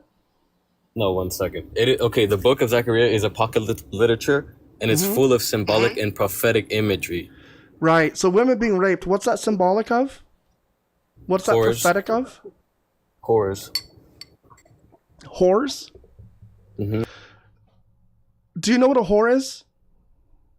Do you know what a sex worker is? Horrors. Horrors. Oh, okay. So just all of these things are general horrors. They're just not anything in particular. God's just thrown them out there just to like instill fear. It is symbolic of human sin and God's judgment. Women being raped is symbolic of God's judgment. It is symbolic of horror. What part of women being raped is symbolic of God's judgment, though? It is symbolic of horror. Okay. Okay, I so don't is think rape this horror makes or it not? really a lot better. I'm not sure I understand like why you think this is like. Because this is not a moral endorsement. It's not what? It's saying they're going to be judged. I mean, like the words say, they're going to be judged. I'm going to rape. The women are going to be raped. You can say Yeah, this is that symbolic. reflect- I that agree that reflects God the doesn't horror exist, of and this the wasn't structure. actually done, or like no God actually did anything like this because he doesn't exist. But I don't think that you can just say, well, this is symbolic of horror. It quite literally is, because Zechariah is apocalyptic literature. So And this is not a moral endorsement for people to go raping women. no, it's Or saying that prophetic, God- right? that Is it God is prophetic? judging. Is it prophetic, or is it It's Zechariah was a apocalyptic prophet, right? literature. Was Zechariah a prophet? Yes. Oh, okay. So it's prophetic, right? That doesn't mean everything he says is prophetic. Oh, some things are like symbolic and not real. Can prophets speak normally? Or do they always have to speak in prophetic stuff? I have no idea. It's your magic school of thought. Right. Okay, What's so the verse? this- What's the verse that says that prophets can just say things of their own accord? What do you mean? Well, I know of a verse that says that if a prophet says something and it doesn't come to pass, then God made them say it, and it was they did it on purpose, and they should be put to death. That they're a false prophet. Oh, you're talking about Deuteronomy, and you took that out of context, and that's not what the verse says. School me on it. Deuteronomy, it talks about a test of a prophet. If a prophet makes one false prophecy, let them be accursed. If a what? If a prophet makes one false prophecy, what? If someone, okay, let's say not prophet, if someone who claims to be a prophet, because this is speaking in context of a test to a prophet. Yeah. So if that like fake prophet, like claiming to be prophet, makes one false prophecy, let him be accursed. Okay. But like Zechariah is a real prophet, and so the things that Zechariah says are prophecies. They're not false. He says that these things are going to happen, that women will be raped, houses plundered and women raped. You could say, I think what you're trying to say is that it's exaggerative, that it's like not literal, right? That it's like, it's saying like, this is like a huge, I'm trying to say that it's like way beyond what you would expect, because it's like trying to explain that it's like the worst thing that you could possibly imagine. I don't think that's good for a God to try to convey, and I don't think using rape to convey it is very like loving. I think it's like an awful thing. Okay, look, do you understand the passage? Is this God conveying it? What I said, did I seem to understand it? You said God is conveying this as what's gonna happen, right? Yes. So show me where it's God doing it, and it's not apocalyptic literature from Zechariah. How do you mean? What do you not understand? Why do you think it's not God saying this? Because it's apocalyptic literature, and it says the oracle. That was a different verse. No, well, You're one getting second, not lost. that. Right, my bad. That's on me. But my This point is a still stands that prophecy. it's apocalyptic literature. See, a day is coming for the Lord when the plunder taken Okay. from you will be divided in your midst. This is prophecy. And what did I say about the symbolic being a symbolic of horror? So it's not prophetic. It doesn't actually mean anything. Oh my. Okay, do you know what Do symbolic you means? understand that saying, oh my God, just makes you sound like a fucking moron? When you people do this, it means we can see that you're trying to think of a way to react and you can't figure it out. You don't have an actual argument. So what I'm telling you is that this is prophetic. You saying it's apocalyptic literature doesn't mean anything. That's a category that we have created to try to make things make sense to us. But what they're doing in this is prophesying that a city is going to be ransacked and women will be raped. It's a form of judgment. Sexual violence is judgment. You could say it's not Okay, literal. so I think when it's I- abhorrent so when I either give- fucking way. I am talking. Why is it so hard? Relax. No. When I tell you it's apocalyptic literature and that when it's describing rape as a symbolic of horror, what is so hard to understand about that? I think it's a bad way to symbolize horror. What is so bad about that? Is rape horror? It's horrific. I would agree. Okay, so why would it be bad to make a horrific thing symbolical to something It horrific? seems to allude to it happening. What? Do you understand? Not know one of the Oh, words? I just explained the passage, right? And what All you you have say, done. so, All you have according to done. me, according Stop. to me, it's I'm prophetic. answering your question. You said I've explained the passage, right? I'm answering you. Do you want an answer, or do you just want to like talk? Yeah, give me an answer. You didn't explain the passage, because what you did was you said, well, this is actually just symbolic for like generally bad things, and it's trying to convey this message that like generally really bad things are going to happen, that God is going to pass judgment on these people, that he's going to do this, it's a prophecy, and these generally horrible, horrific things are going to be enacted by God. Why don't we take out the sexual violence part? We'll just call it like, your God's a horrible monster that's going to enact judgment on people in ways that are just beyond the pale. Does that do it for you? Does that like make you understand where I'm coming from on this? Yeah, but so your interpretation is horrible on the passage, but I already explained to you what the passage is. What part of my interpretation is different than yours? You take it as something literal prophetic is going to happen. When I already explained to you what the passage means and what Zechariah is saying. Why don't you explain it all from the top? Okay. First, we got to know the context of Zechariah. It is apocalyptic literature, okay? What does that mean? What does that entail? What? Weren't you just talking about how apocalyptic literature was made up by people and you knew everything about it? I just said I believe that it's a category we use to group things, right? Like, I don't think at the time that they were like, I'm an apocalyptic literaturist. I write apocalyptic things that aren't real. I think at the time they were like, I'm a prophet of God. This is a prophecy. Do you know why I'm saying it's apocalyptic literature? Because you're dumb and you don't have a good argument. No, because that's the historical context of the book. Oh, I'm sorry. It's because you heard this apologetic somewhere and you don't have anything beyond it. Oh my goodness. You did it again. Oh my goodness. Well, I don't get it. Oh my goodness. What I don't get is that I feel that I'm very strongly showing you how I don't care that this is considered apocalyptic literature. Do you disagree that it's meant to be prophetic? It is prophetic, but symbolic. What does prophecy mean? It's symbolic Of what? of the horrors, as I've said a million times. And what are those horrors like? Are they terrible? Yes. Okay. Then what the fuck part do I not get? Because you're saying exactly what I'm saying, and that's my problem with it. You worship a God that wants to enact horrors. It doesn't matter that the words in the book you're not taken literally and you just consider to be fancy language for terrible things done to women. I don't fucking care what you think it means. It means your God is bad, passes judgments in ways that are wrong. That's what's implied. It's not saying God is going to give them a fair day in court. It's not trying to imply that something good is going to happen. It's trying to imply that I am going to do terrible things to these people. That's bad. I don't follow monsters. Why do you? I don't follow a monster, so I don't know where you got that from.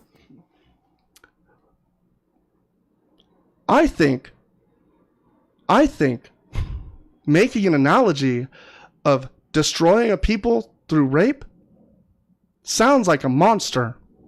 But you disagree, and I'd like to know why. So it's actually a strawman of my point, because I don't disagree that raping people is bad. I'm saying that he's describing it in a way that is bad. That is a straw man of me, of my point. Do you know what my Okay, point go is? ahead. Let me try one more time.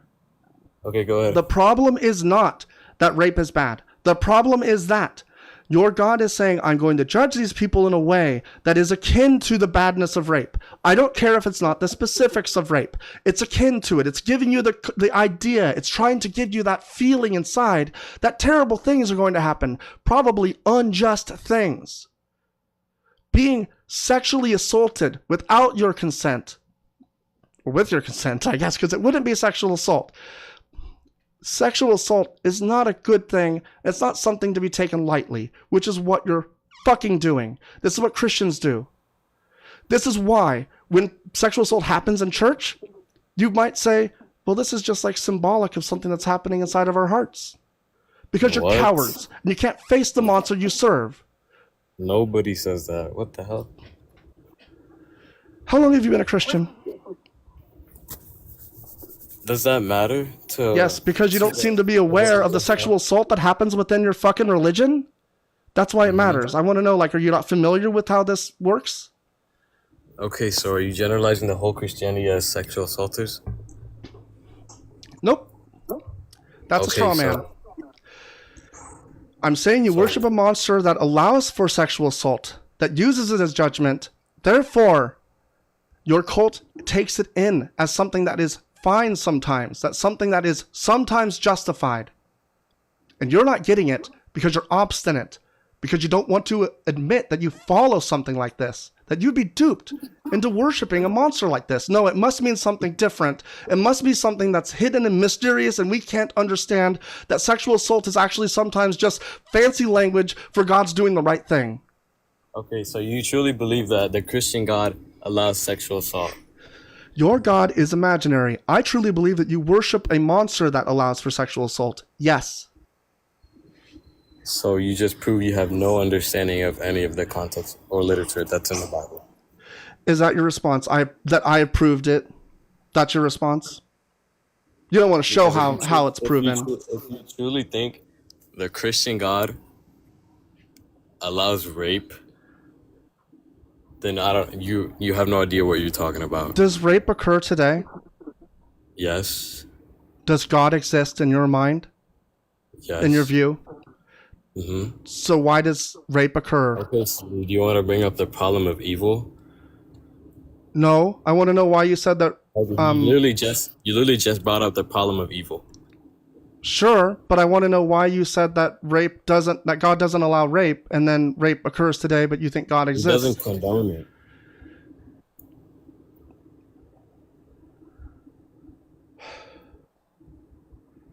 The Christian God. I does never not said condone. That's a straw man. Let's get back to the topic. You worship a God that uses sexual assault as judgment. I'm not saying that means he thinks sexual assault is always good. Like, you need to fucking try to track the argument and stop pivoting to things that aren't like happening. Like, it's tough. I know you worship a war god. Right. Right. Right. No, I know these are all like, you're nervous. You're like, I don't know what to do. How do I respond to this? I gotta look cool. I mean, I already explained to you, Zachariah, so I don't know what else you want me to say. Okay. So do you have anything else you want to talk about? Nope. All right. Well, have a good day. You too.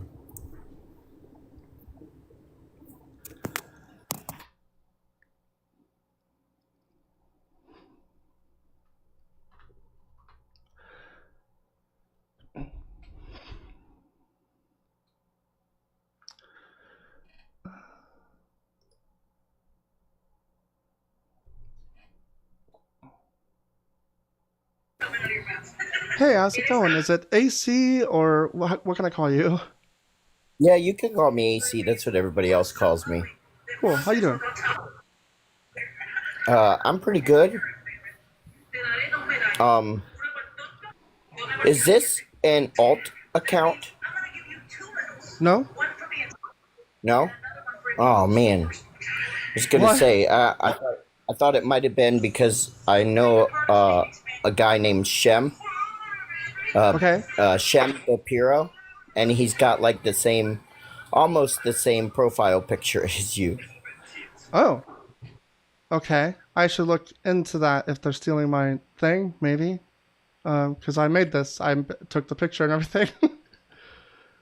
So if it looks might like just be that, then it's. But well, it maybe might just be the flag in the background that's Oh, giving yeah. the, yeah, that's Okay. giving the, yeah. Because I think his is like a cat person, like Okay. a person with cat ears. Oh, okay. So I thought this might have been his alt account, but I'm seeing now. I can finally see your tag at the bottom says, "Hi, I'm Sarah." Oh yeah, So is it getting cut off? It's hard. TikTok Live Studio doesn't make it easy to see what's happening in like a phone. I think it might have just been cut off from the last guest, but Okay. yeah. Yeah, I gotta work on that. I probably need to remove some of these, the list, or make it. I can make it less big. That'll fix it. But you're doing a great job. Just keep it up. You're doing fantastic. Oh, thank you. Yeah. Any criticism? Do you have anything that's like that's not fantastic? What can I do better? What can you do better? Yeah. Find other verses and commit them to memory. Good point. That Okay. way, when you're relegated to stuff like, he said, God doesn't call for the sexual assault of women, right? Hmm. You could be like, yeah, well, according to First Samuel, God commanded that David's wives be taken into the street and raped. Yeah, actually, that's true. I should have landed on that one. I didn't catch that. Yeah, so like, just Yeah, committing some more verses to memory that back up what your live's about. That's all I would do. But you're doing a fantastic job. Okay. Thanks so much. Thanks for coming up. Yep. Bye. Have a wonderful day. You too. Hey, is it Brandon or Campin? You could call me camping. Works. Awesome. Do you How's it mind going? if I stick around, or do you want me to? You only do one-on-ones? No, you can stick around if you'd like. Okay. Yeah, I'll hang out. How's it going, Campin? What do you want to talk about? Good. I was just listening to that last gentleman and what you guys were kind of talking about in Zechariah. I guess what the big thing that we're talking about here is like the sanctioning or the using essay as judgment, the mass killings and everything like that. And your point of view, as far as I'm understanding, is that it's like if he's commanding this, like you guys are part of he's a warlord that commands this stuff. Like, why would you do that, right? Yeah, like it's hard for me to reconcile. Like if I were to come back, because I used to be Christian, so if I were to come back to Christianity, I'd have to have good reason to believe that these were good actions taken, and I just don't think so. And I think that leads towards like a degradation of like morals down the line, where you can't like truly say that it'll always be bad. You have to like figure out other reasons that God wouldn't do these things later. Okay, so I guess what I would say is like to agree on some terms here, if that's okay. Like to be sovereign, we would describe as being ultimately the final say, right? Nothing supersedes that. Or go ahead if you have a different way you want to explain it. Because I feel like it's more of like capability. But Okay. I could just be like way wrong in my definition in my mind, which I do a lot. A supreme That's ruler, fine. especially. I just wanted to hear your side. My bad. I should have asked sure, it that yeah. way. I think the definition on Google sounds pretty good. It's from Oxford. A supreme ruler, especially a monarch. So I would just say, yeah, like a ruler that's at the top, I guess. Sovereign. Does that work? Yeah, no, we can use that. Yeah, that's fine. So just sovereign. Okay. And then judgment. What could we agree upon on the judgment as well? Let's see. The definition I've got here: the ability to make considered decisions or come to sensible conclusions. Like an error of judgment. Let's see. I guess this would be more in like To make subjective judgments, a decision of a court or judge. Supreme Court upheld the judgment of the Alberta Court of Appeal. Like that? Yes. Okay. Yeah. I guess we could. Yeah. We'll use that. I can agree to that too. Okay. I guess when I'm seeing this, and I've wrestled with this too. When we're taking these scriptures for the value of what we're reading at and using critical thinking and the knowledge that we have today, it looks pretty intense. I would say. And I've wrestled with that because I'm like, whoa, you know what I mean? And I'm sure you have the same reaction. It's like, well, wait a minute, you know. And when I started getting deeper into this, because you know, this is a command of judgment that God is doing, right? Like I heard the oracle thing passed out and everything, but like this is a command of judgment that God is passing, right? And ultimately, the way I like to describe it in that sense is when I see this, and now from what I've understood as I've learned more, is just in the same as if you have a surgeon who has to remove a cancer in order for the rest of the body to exist or to survive. I believe that that is the judgment that is going down, that it needs to be removed in a spiritual cancer that can spread and ultimately kill the rest of the body, or unalive the rest of the body. My bad. Unalive the rest of the body. So I think this analogy falls apart pretty quickly because we know that cancer is always harmful, but I don't think that people are harmful. Like, I don't think entire people groups are harmful. I don't think that you can align something like a genocide to removing cancer. I think that's actually really, really wrong to think that way. Sure. No, I hear you on that. What I propose to this is, let's take the Canaanites. I think that's a very common one, right? That occurs is they're basically being judged in that way, that they're being taken out as a people. And the way I see this is he gave them plenty of time, many warnings and stuff before that. And ultimately, at the end of it, his judgment was that these people were doing, I don't know how to say this, blurring it, child, you know, sacrifice stuff. Child sacrifice and adultery and murder and all that stuff. And gave them time. So you think every single person there was, and they all deserved death? See, now here's the thing. I think that what happens is we can agree. I mean, I don't know if I'm not going to speak for you. I'm not going to say we can agree. I'm going to say if somebody is raised in a specific place, such as, let's just use a person, for example, if they're raised in a Christian household, they more commonly than not, I would say on my end, are going to subscribe to that, unless later on, obviously, they can make different choices, of course, but they are likely to subscribe to that. Could you agree to that, or do you have a difference of thought? I'd say like they're going to be influenced by society and by their culture and by their family and what the family believes, the rules that they put down. I would agree to that. I don't think that justifies killing a child because of the potential for harm later. I think there are ways to handle it that don't involve murdering everybody, literally, because things might go bad. And the only out there is to say, well, God knew it would go bad, which just doesn't really land for me. Well, I guess maybe it's not the only out. Maybe you have a different out. Well, for example, I mean, if we don't want to put it like in this broad thing, if we want to narrow it down, if you have someone who comes before you and you have a group of society that has committed sins, or not sins, crimes, and they don't show remorse for it, as a judge, how would you sentence them? An entire society? I don't understand what that would even look like. A person. We could say a person. Let's start with that. A person.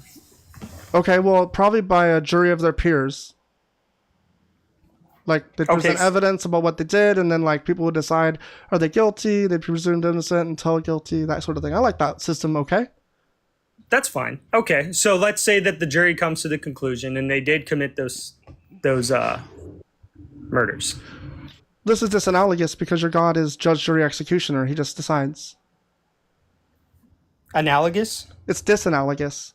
Like, you asked me how would I handle it, but it's not how God would handle it. God handled it worse.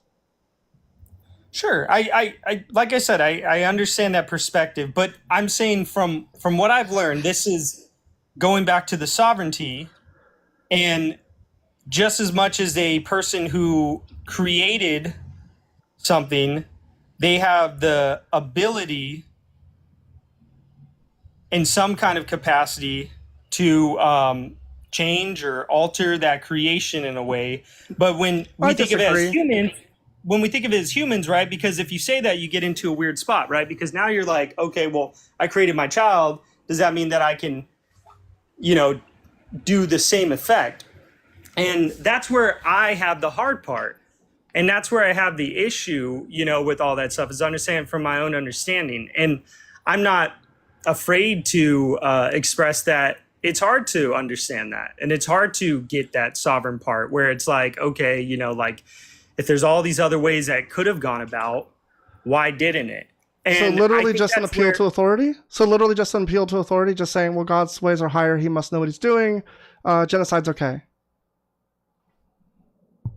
I cut out there. Oh, yeah. So I did interrupt you, but it's just, I think your point is just an appeal to authority to say that, well, God's ways are higher.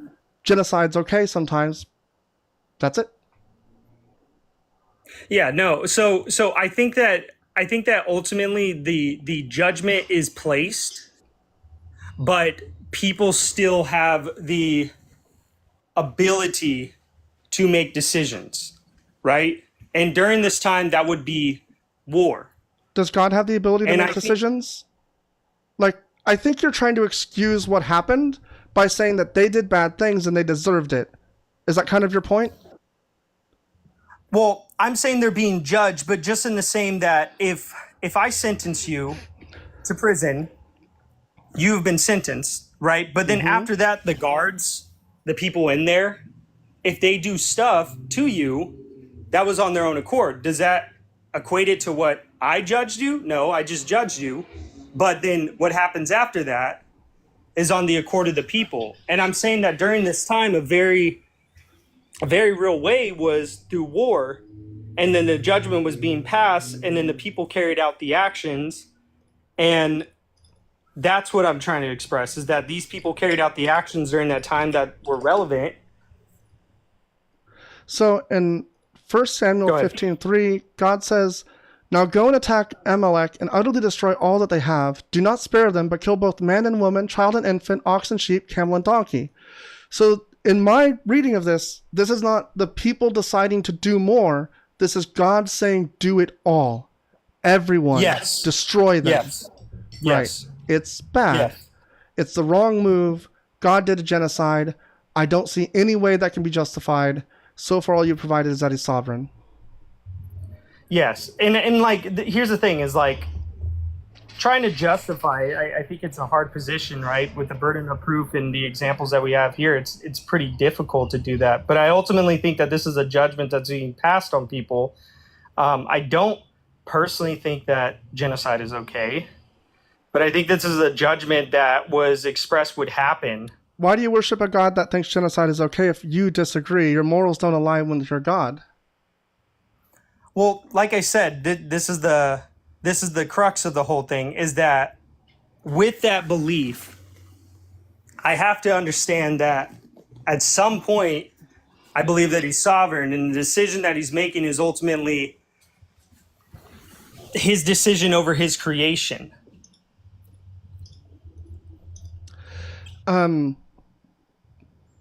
Okay, so you're just appealing to authority again. You're just saying his ways are higher.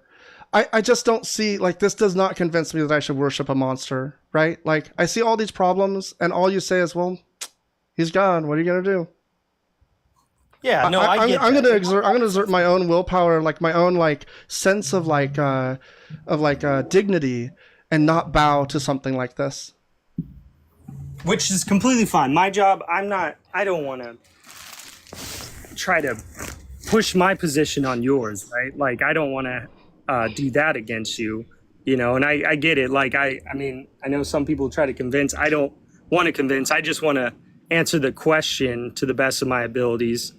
And I get that. That's fair to say that that's not what you want to do, and this is where I'm at. That's fair. Yeah, I mean, like, I want you to question more, less answer the question to the best of your abilities, and more answer the question, more like introspect about it. Like, why do you worship somebody that does this, and say, well, I just sometimes bow down to authority simply because. There's no evidence that this God even exists, and so to me it seems like a crazy leap to like serve something that does these things. Even if it existed, it just seems like it would be the wrong move. Like, it's essentially like, well, you know, they're in power, so I might as well do what they say. Sure. No, I get that. Yeah. And you know, like, I've obviously am also not afraid to say that, like, I'm still growing in my understanding, right? In my acknowledgement of all these different things. But from what I've learned, you know, it's kind of that judgment thing. And in how the judgment is going on is where the wrestling comes into effect. You know what I mean? Because I can understand a judgment being passed against people, and like the analogy I use with the surgeon removing something, I can understand that aspect, and it's the way that it's carried out is where I think the wrestling comes into effect. It's still a bad analogy, right? Genocides aren't surgical. They wipe everything out. It's not about trying to like mitigate harm or reduce harm. It's about destroying people. Like, this analogy is really bad. Yeah, Ken, I blocked Glassblower. I saw them before. They are very xenophobic at the very least, and I don't want to talk to them. At any rate, AC, did you have anything you wanted to add? I think you pretty much covered that very well. Yeah, so I think, Kemp, and I think, like, we might be at an impasse, because I think you see this differently. You see this through God's, like, blood-colored glasses. You don't see it through, like, reality of, like, this is a dictatorial monster that's committing huge atrocities, and there's just no justification. Okay. No, I get what you're saying. We're coming to an impasse there. But yeah, like, obviously I will continue to try to learn and understand and acknowledge everything. I mean, it's always good to get perspectives. I feel there's no need to not. That's right? very fair. I really appreciate that perspective. Yeah. Yeah, because that's the way we engage and learn, I think, is through conversation. I would like to add just a tiny bit. The way that you, okay, so if we were to talk about Schittler, right? Which I said it like that because we're not allowed to say his name. So, by the way, AC, I don't care. I don't think TikTok cares. I've not received any kind of warnings over language, and I say suicide, rape, whatever. So I'm like, oh, okay, well, so go for it. Okay, I'll let you know if it ever changes for me. Okay, so if we're gonna talk about Hitler, right? Hitler was a dictator, right? You would agree, Camp? I'm sorry. Yes. Okay, so you would agree that this man had the ability to lead and do whatever he wished, right? Whatever he wished, he had an army to do for him, correct? Right. Okay, and you would agree that he was a terrible, awful person who committed genocide, right? Right. Okay, so if you can step out of the realm of God being an omnipotent, all loving, all blah blah blah, and just look at him for the dictator that he was. He commands his armies to go and unalive hundreds of thousands of people. He commands the unalivement of babies. Like, this is God's MO. And if it was a human being, if it was anybody other than a God, you would say, that guy's a piece of shit. So what you then have to realize is that you're special pleading for your God. And that special pleading is a fallacy. It's a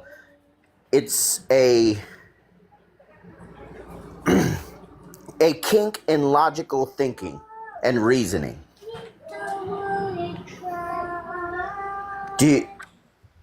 I hear what you're saying. I think we're like, where I kind of land in this thing is like, when I try to engage and express it through like what you just did, through human understanding, right? Like through my own understanding, right? Like that's presupposing the same level of ability that a human has on our God, right? So, for example, a person can do something out of malice, pride, out of a structure of wanting more power, or just, simply just because they just are, I don't know if it'd be inherently evil, but evil. And I think where it might differ, and if you call it the special pleading and whatnot, is that if I am to believe that he is just, and outside of that, like he can't murder, right? Because that's the unlawful taking of a life. I think that's where it kind of comes to me as like, okay, I'm trying to box in this power into a human being concept, where we have many things that we do for reasons that could be just inherently evil, or just evil in general. And that's why I kind of struggle with that, because if he's outside of it, if he's all good, then he's doing it from a just action and not from an action of like a human being, if that makes sense. So let me help you with that, right? So the easiest way to get around that thinking and that feeling is to understand that in Genesis 1:26 and 27, God says, let us make man in our image and our likeness. Okay. So God is just like us. And then we go to the garden. He says, now that man has taken and has the knowledge of good and evil, they are like us. They are like gods. We should kick them out lest they take from the tree of life and live forever as we do. So you're attributing, when I attribute unnecessary suffering to God, it's because human beings commit unnecessary suffering, and God says we're made in his likeness and his image. That we are gods alongside him because we know what good and evil is, which means he knows what good and evil is. So when he commits an evil act, he is to be called out for being evil because we are like him and he is like us. Okay, so you're saying that when he says they are created in his image and likeness, that we are the same as him.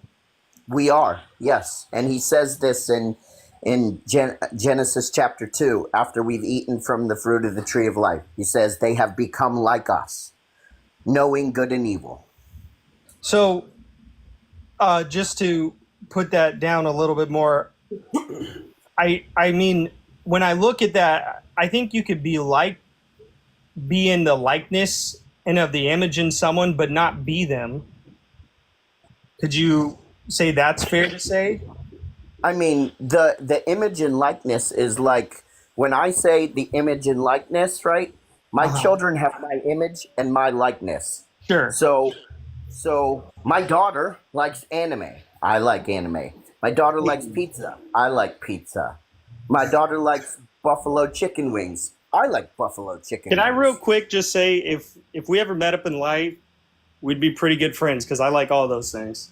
Exactly. So we have She's not me, right? She's not me, but she has my image. She looks like her daddy, and she has my likeness. She likes the things that I like. Yes. She dislikes the things that I dislike. There's some things that she likes that I don't like, but there's going to be, differences. She's another human being. And I believe this is what God is saying. We're made in the same image and likeness of God. We're going to like the same things God likes. We're going to dislike the same thing God likes. Mm-hmm. But then we're also going to like some things that God don't like. And we're going to not like some things that God likes.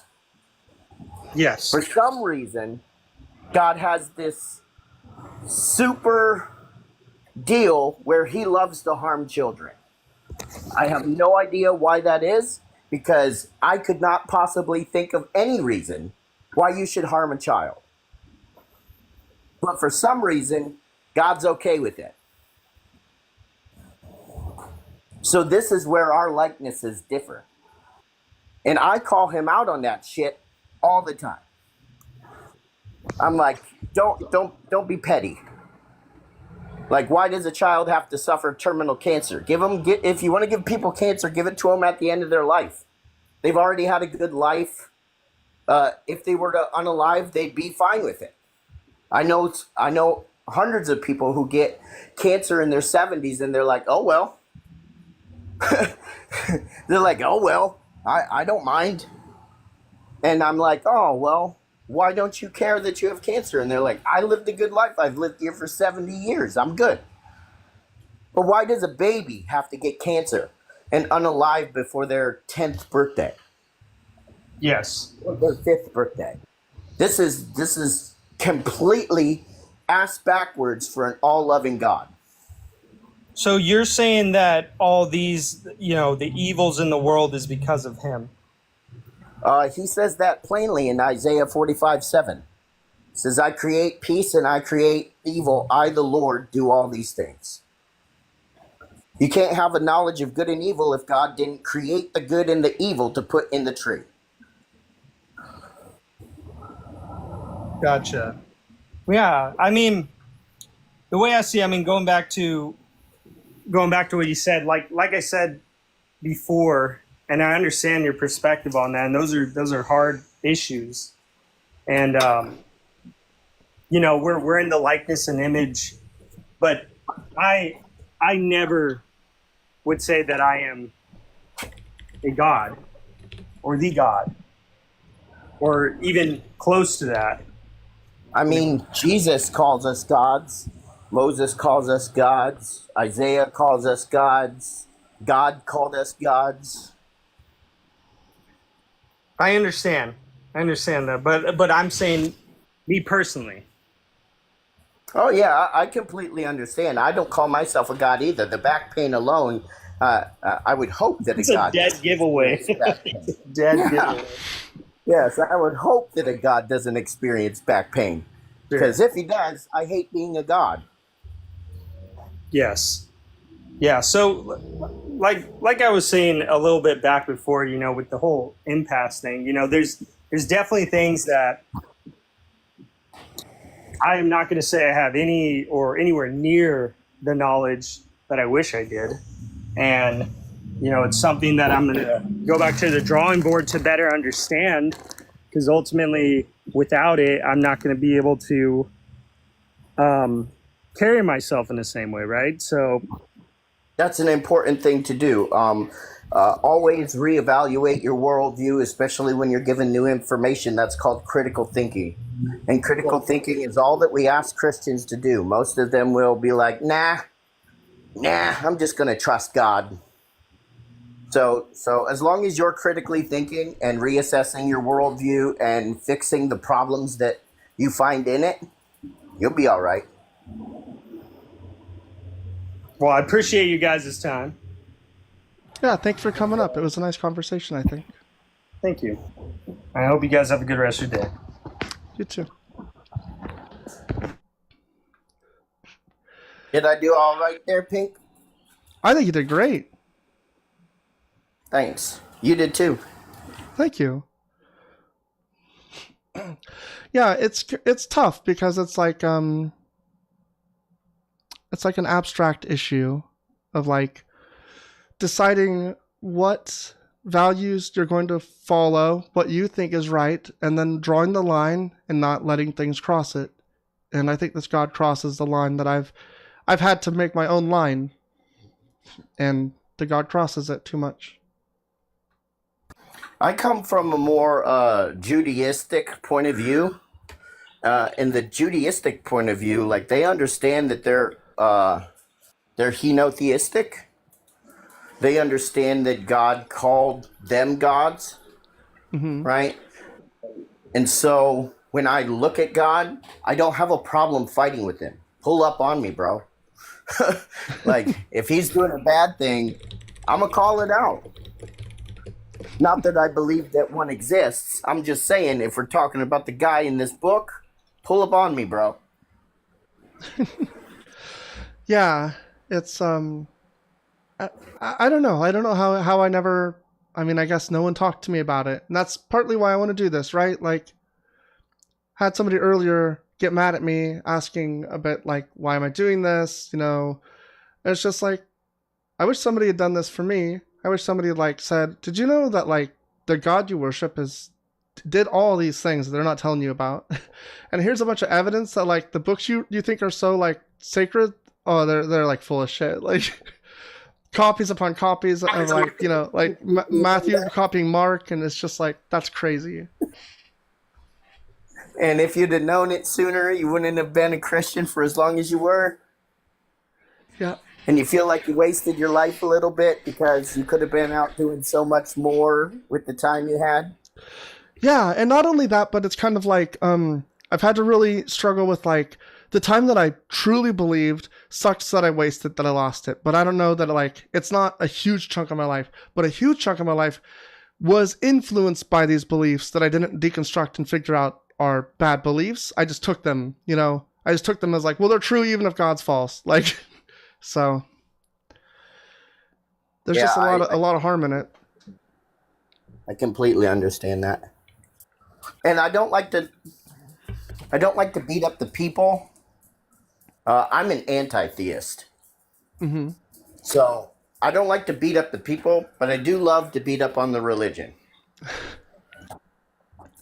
Yeah, I'm also, well, as you can see, no gods, no masters. I'm also an anti-theist. I do maybe beat up on people a little too much.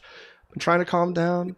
Usually, as the life goes on, I get a little chiller and like things go smoother. But the first few people are usually like really aggressive, and they won't like the people that want to pivot and they don't want to like actually engage, but then they get mad at you when you call them out on it. That shit makes me so mad. Well, that's not only that, it's the anger that we still hold. Like you might be able to say that you don't hold any anger towards the religion. We do. We absolutely do. We wasted our life. We didn't realize that most of this stuff was spread to us when we were children, right? Mm-hmm. When we were impressionable young people. And then when we became adults, they didn't say like, oh, by the way, all that stuff you heard about God, that's actually not true, you know? It's actually all just human beings. And if they'd have done that, we'd have been like, oh, well, that makes sense. Now I can go live my life, you know, sort of like we do with Santa Claus. He's not real. Your parents buy the presents, put them under the tree. And then we were like, oh, they do that? Oh, so they work so much harder. And we recognize that and we thank them for that. And we're like, but we don't need the belief. We can still hold on to things. Like I still watch Santa Claus is Coming to Town, the old Clay animated one. Mm-hmm. That's still great. love to watch That's great. that. Classic. Yes. But I understand that it's telling me a fictional story now. Yeah. And they need to do that with the Bible. If they put it in fiction, people will pick it up and go, oh man, this is sort of both a good and a shitty book of fiction. Yeah, like if they had taught me, I remember in school when I learned about Greek mythology, and I really liked it. I thought it was very interesting. Got really into it. I never believed it was true. If I'd been taught about religion at that point, in the same way about Christianity, I'm sorry, in the same way, then I think I would have had a better grasp on it. Yes, and we'd have been like, oh man, this guy over here, he's pretty cool. He died for everybody's sin. That's pretty awesome. But then this guy over here, he was a complete jerk for a really long time, but he changed his mind. How's it going, And then Ryan? I'd be like, but this is all mythology. No. So Hey, Ryan, are you over 18? Yeah. Awesome. What do you want to talk about? I don't know. Wait, I just joined the live. What are you guys like debating on about like the Christianity faith right now? Do you see the background? Why do you still worship Jesus? Yeah. So that's the Um, topic if you want to talk on that, or we can talk about something else. We were just BSing a little bit.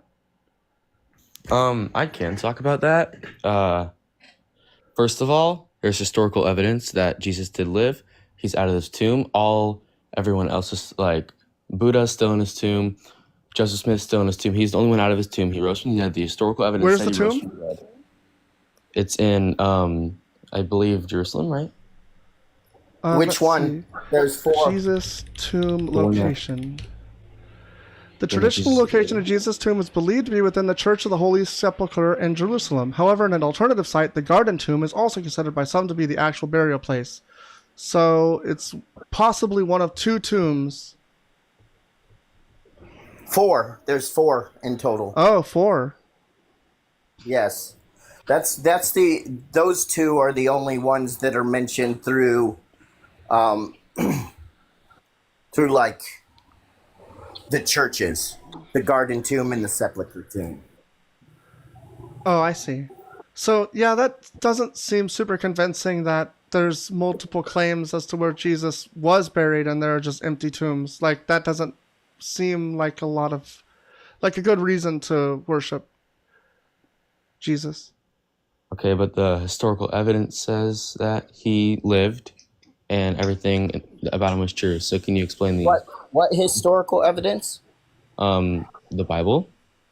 The Bible's not historical evidence. The Bible's the claim. Well, there is historical evidence with other people saying that. There's also historical evidence that George Washington lived. Can you prove to me that George Washington lived? I don't worship Yes, George we Washington. have his bones. We have his Well, let's- bones. We have his teeth. We have his body. I don't think we need to prove It's- that. I don't care about George Washington. I'm not worshiping him. If you told me George Right, Washington didn't yeah. exist, I'd just say, okay.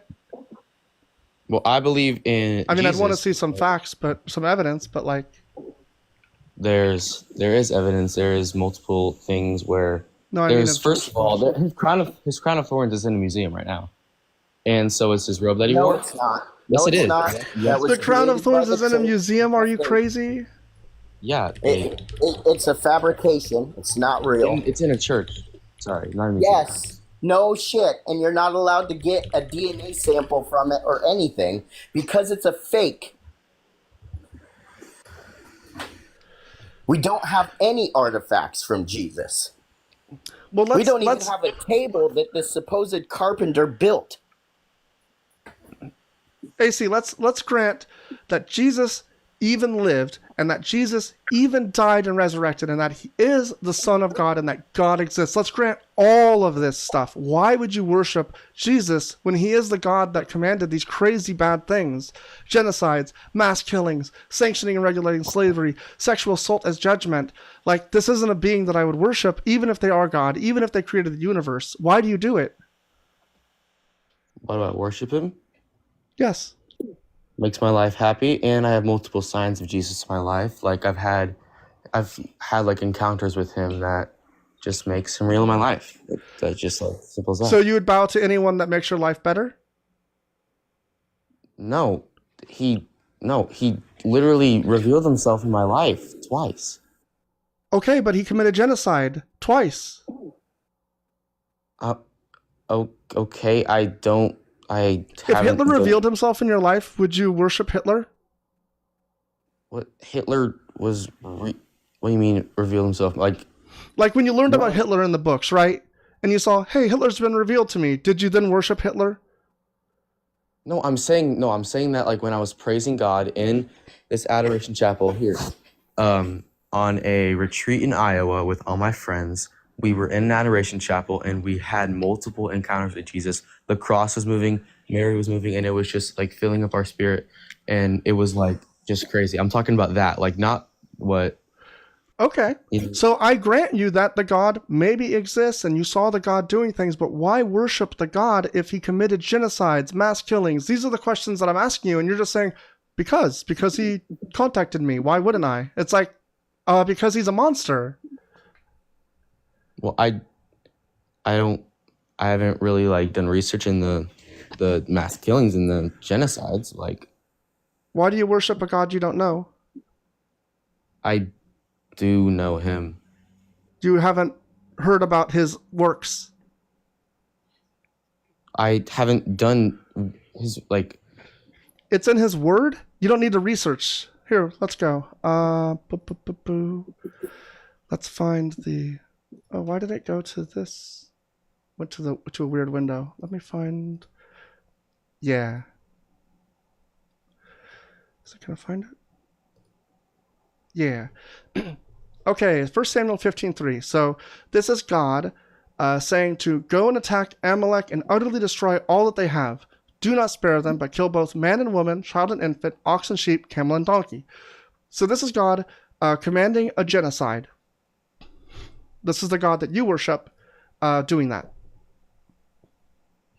Okay. I haven't read 1 Samuel, but I also want to bring up another part of the Bible with Pharaoh, like Exodus, early Exodus. Have you seen some of that? I have. Yeah, it's pretty horrible. Did you know that before Moses even went to Egypt, God took Pharaoh's free will away? And do you know why he did that? Does it matter? I thought Pharaoh should have free will, shouldn't he? So when Pharaoh says, I'm going to let your people go gather them up and get out of here, we could have ended without the first plague, right? Okay, it does say that Pharaoh would have a hardened heart no matter how much God did, and it had to get to a point where, like, Pharaoh No, was... God says, I will harden Pharaoh's heart. And he tells Moses this before Moses even goes to Egypt. He says, I will harden Pharaoh's heart, which means he is going to make Pharaoh not let the people go, even when the Pharaoh wants to let the people go. No, he didn't. He literally... Yep. Do I need to bring it up for you? Yeah, do you know the verse? I can bring it up on the... Is it Exodus 4:21? Yeah, that one will do. Okay, Exodus 4. I was just trying to figure it out. Let's see. Oh,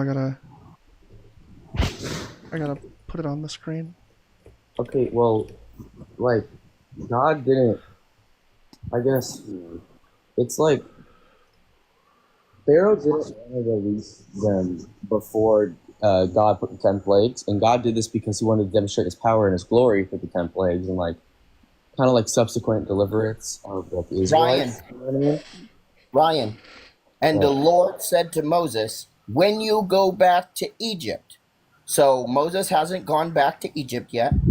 When you go back to Egypt, see that you perform before Pharaoh all the wonders that I have put in your power, but I will harden his heart so that he will not let the people go. Yeah, Pharaoh didn't want to let the people go before that, so he hardened his heart that he wouldn't be convinced even after all Moses was doing. Where does it say that? Go up. Where does it say that he didn't want to, and so God had to do this? I read Exodus. I don't know the exact. Let me. We're reading Exodus right now. We know the exact verse. It's right here. God says, I'm doing this so that you can do these signs so that we can kill people. Is it earlier in Exodus? Have you looked in there where Pharaoh didn't want to? So you think there's context where he's going to say... No, it's not earlier. It could be there. It's not earlier, Ryan. It's only later. And multiple times, 9 to be exact, Pharaoh says, I'm going to let the people go. And then God says, I'm hardening Pharaoh's heart. 9 times. So that all of the plagues of Egypt could be done by God. Instead of being a good God and being like, oh, you don't have to have any plagues, right? He could have just been like, hey, these are God's people, let them go. And Pharaoh would have been like, okay, that sounds great. Let's do that. As a matter of fact, he did say that 9 times, Ryan. And then God was like, nope, I'm not finished punking on this dude. I need to kill his firstborn children. I need to kill all the firstborn children. And since I don't know which ones are Israelites and which ones are Egyptians, you're going to have to go ahead and slaughter a lamb and paint the blood above the door so that I know which ones to skip over, because I don't know who are my people and who aren't. Do we really need to talk about the incompetence of God? This is even crazier because it's like right after that, it's just like, here's this little part where they do the foreskin magic trick. They do like the little ritual. On the way at a place where they spent the night, the Lord met him and tried to kill him. Just no reason given, it's just happening. But Zipporah took a flint and cut off, that's where we get the word zipper, I think, took a flint and cut off her son's foreskin, touched his feet with it, and said, truly you are a bridegroom of blood to me. This is the magical spell that you gotta say. These magic words, it's somatic. So he let him alone. It was then that she said, a bridegroom of blood, because of the circumcision. It's a magic spell you do, you know, as one Kinda does weird for this rub god. your bloody foreskin on your child's feet. That's pretty crazy. So you're saying like the circumcision is that? Like, this is not good because... We can barely hear you, Ryan. Sorry. Can you hear me now? Yes. Okay, wait. So like, what are you like trying to say? Like the circumcision was like bad, or wait, what? Sorry. Oh yeah, it's a magic spell. Don't you know? It's where you use blood magic. The circumcision, you cut it off, right? Cut off the foreskin, and then you rub the feet, the blood from the foreskin that you just had. You rub that blood, and you say the magic spell, and bada boom, blood magic. That was just God with his covenant in Abraham. That's just what he was supposed to do. Just supposed to do blood magic. Yeah, you're supposed to do blood magic. And then the second question is, why does God love foreskin so much? That's kind of odd. That's just part of his covenant with Abraham. He wants your dick meat? That's the covenant? He wants your dick meat. No, there's a reason. That's kind of weird, don't you think? No, there's a reason he... If I said I wanted to make a covenant with you, Ryan, and I would like your dick meat in order to fulfill the covenant, don't you think that'd be fucking weird? Maybe let's go to Genesis 17, and let's go to the reason why he created that covenant. Gotta pivot. We gotta pivot. Oh God, we gotta go to the dick meat covenant. Let's go. Genesis 17. Okay, which part? Abraham's 99 years old. I'm God. Make covenant between me and you. Will make you exceedingly numerous. Abraham fell on his face. God said to him, as for me, this is my covenant. You shall be the ancestor of a multitude of nations. Called him Abraham. Multitude of nations. Living fruitful nations. Okay, so what about this? It was basically a physical sign and like seal of God's promise to Abraham and his descendants that he will lead nations. That's just what it was. You shall circumcise the flesh of your foreskins, and it shall be a sign of the covenant between me and you. Yeah, that's weird and gross. That's like normal. Ryan, have you ever joined a cult where they had you agree to a covenant by maybe like cutting open your hand and like putting it over a chalice and then lighting it on fire? Do you think that seems like a weird ritual that a cult would do? Because to me it seems akin to cutting off your foreskin.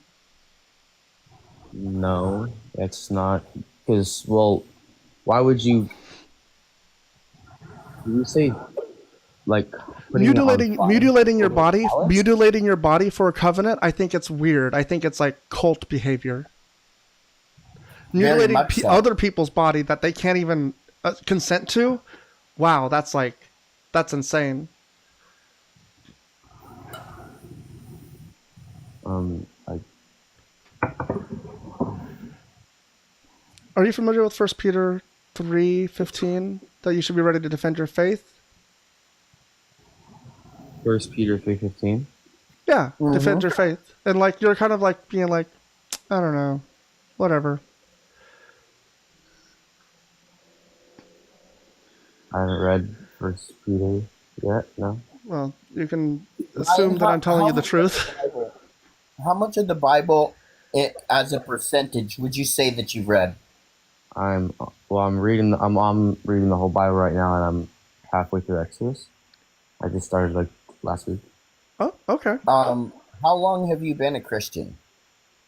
I've been a Catholic my whole life. I just started being a hard devoted Catholic recently. Like how recently? Like 6 to 8 months? I'd say like a really hard devoted Catholic, like really like opening the Bible every day, like for maybe about 3 weeks. 3 weeks? You are Ryan. Maybe this is a good place for you. This is not a good place for you, yet it is a good place for you. First of all, Well, I've been a Catholic my whole life. I've like understood the teachings my whole life. I just like kind of started being like a hard devoted one, but I've been one my whole life. Like, you know. Okay. So what is? I still read the Bible in the past. I just like started reading it more now. Right. So you're a Catholic, so you know about the church fathers, right? Like the priests, yeah. No, not the priests, the church fathers. What do you mean by that? That would be like Irenaeus, Martin. Was several others. Aquinas? Was Aquinas a father, a church father? Aquinas, yes. Like the church fathers, the people who founded your religion. Oh, yeah. You know about those people? Yeah. I'm going to ask you 3 simple questions. Okay. And this will tell me whether or not you actually know that, right? Okay. First question. When was Mark written? It was, wait, let me think. Like 70 AD, correct? Yep, 70 to 75. Yeah. Which gospel was written first? Matthew. Incorrect. Wait. Really? Mark was written first, and Matthew and Luke copy off of Mark, and John just does his own thing. Yeah, Matthew's between 80 and 90. Right.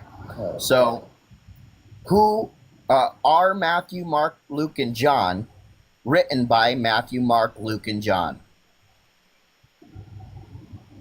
Hold on, I learned about this. Let me think.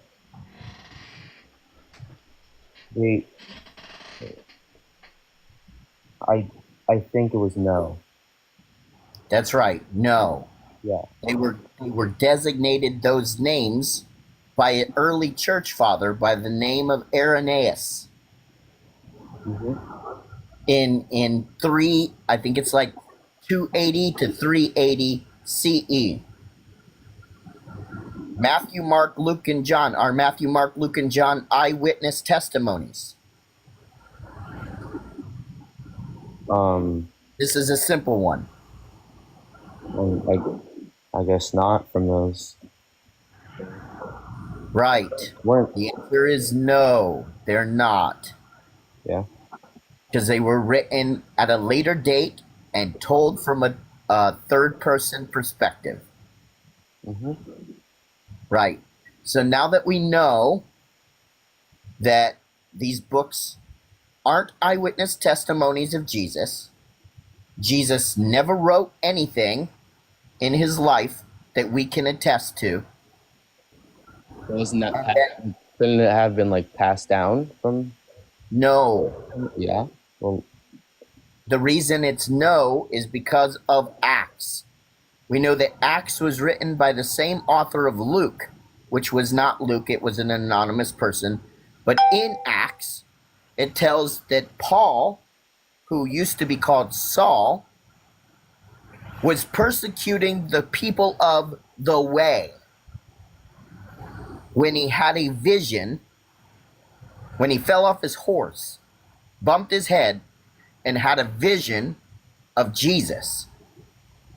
And then he began going around to all of the people that he was unaliving and telling them, I have been sent by your God. So no, none of the stuff in the books is given from Christ or has anything to do with Christ. We don't have his words, and the only person that you're following, Ryan, is Paul. And that's not good, because if you look at the books, right, if you look at Matthew, you would understand that Jesus says the only way to get to heaven is by following the law. But Peter tells you, but Paul tells you, that the only way to get to heaven is not by following the law, but through faith. Jesus said, don't follow people like that. So if you want to believe the 4 Gospels and believe that it was passed down and it's actually Jesus's words, Jesus told you not to follow Paul, because Paul was a false prophet and a false teacher. So now the problem you have is that your entire New Testament is a work of fiction, which means everything Catholicism stands on is a work of fiction from the church.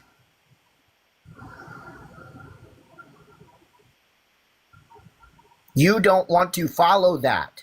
You're only 3 weeks in being truly devoted. Don't waste your life.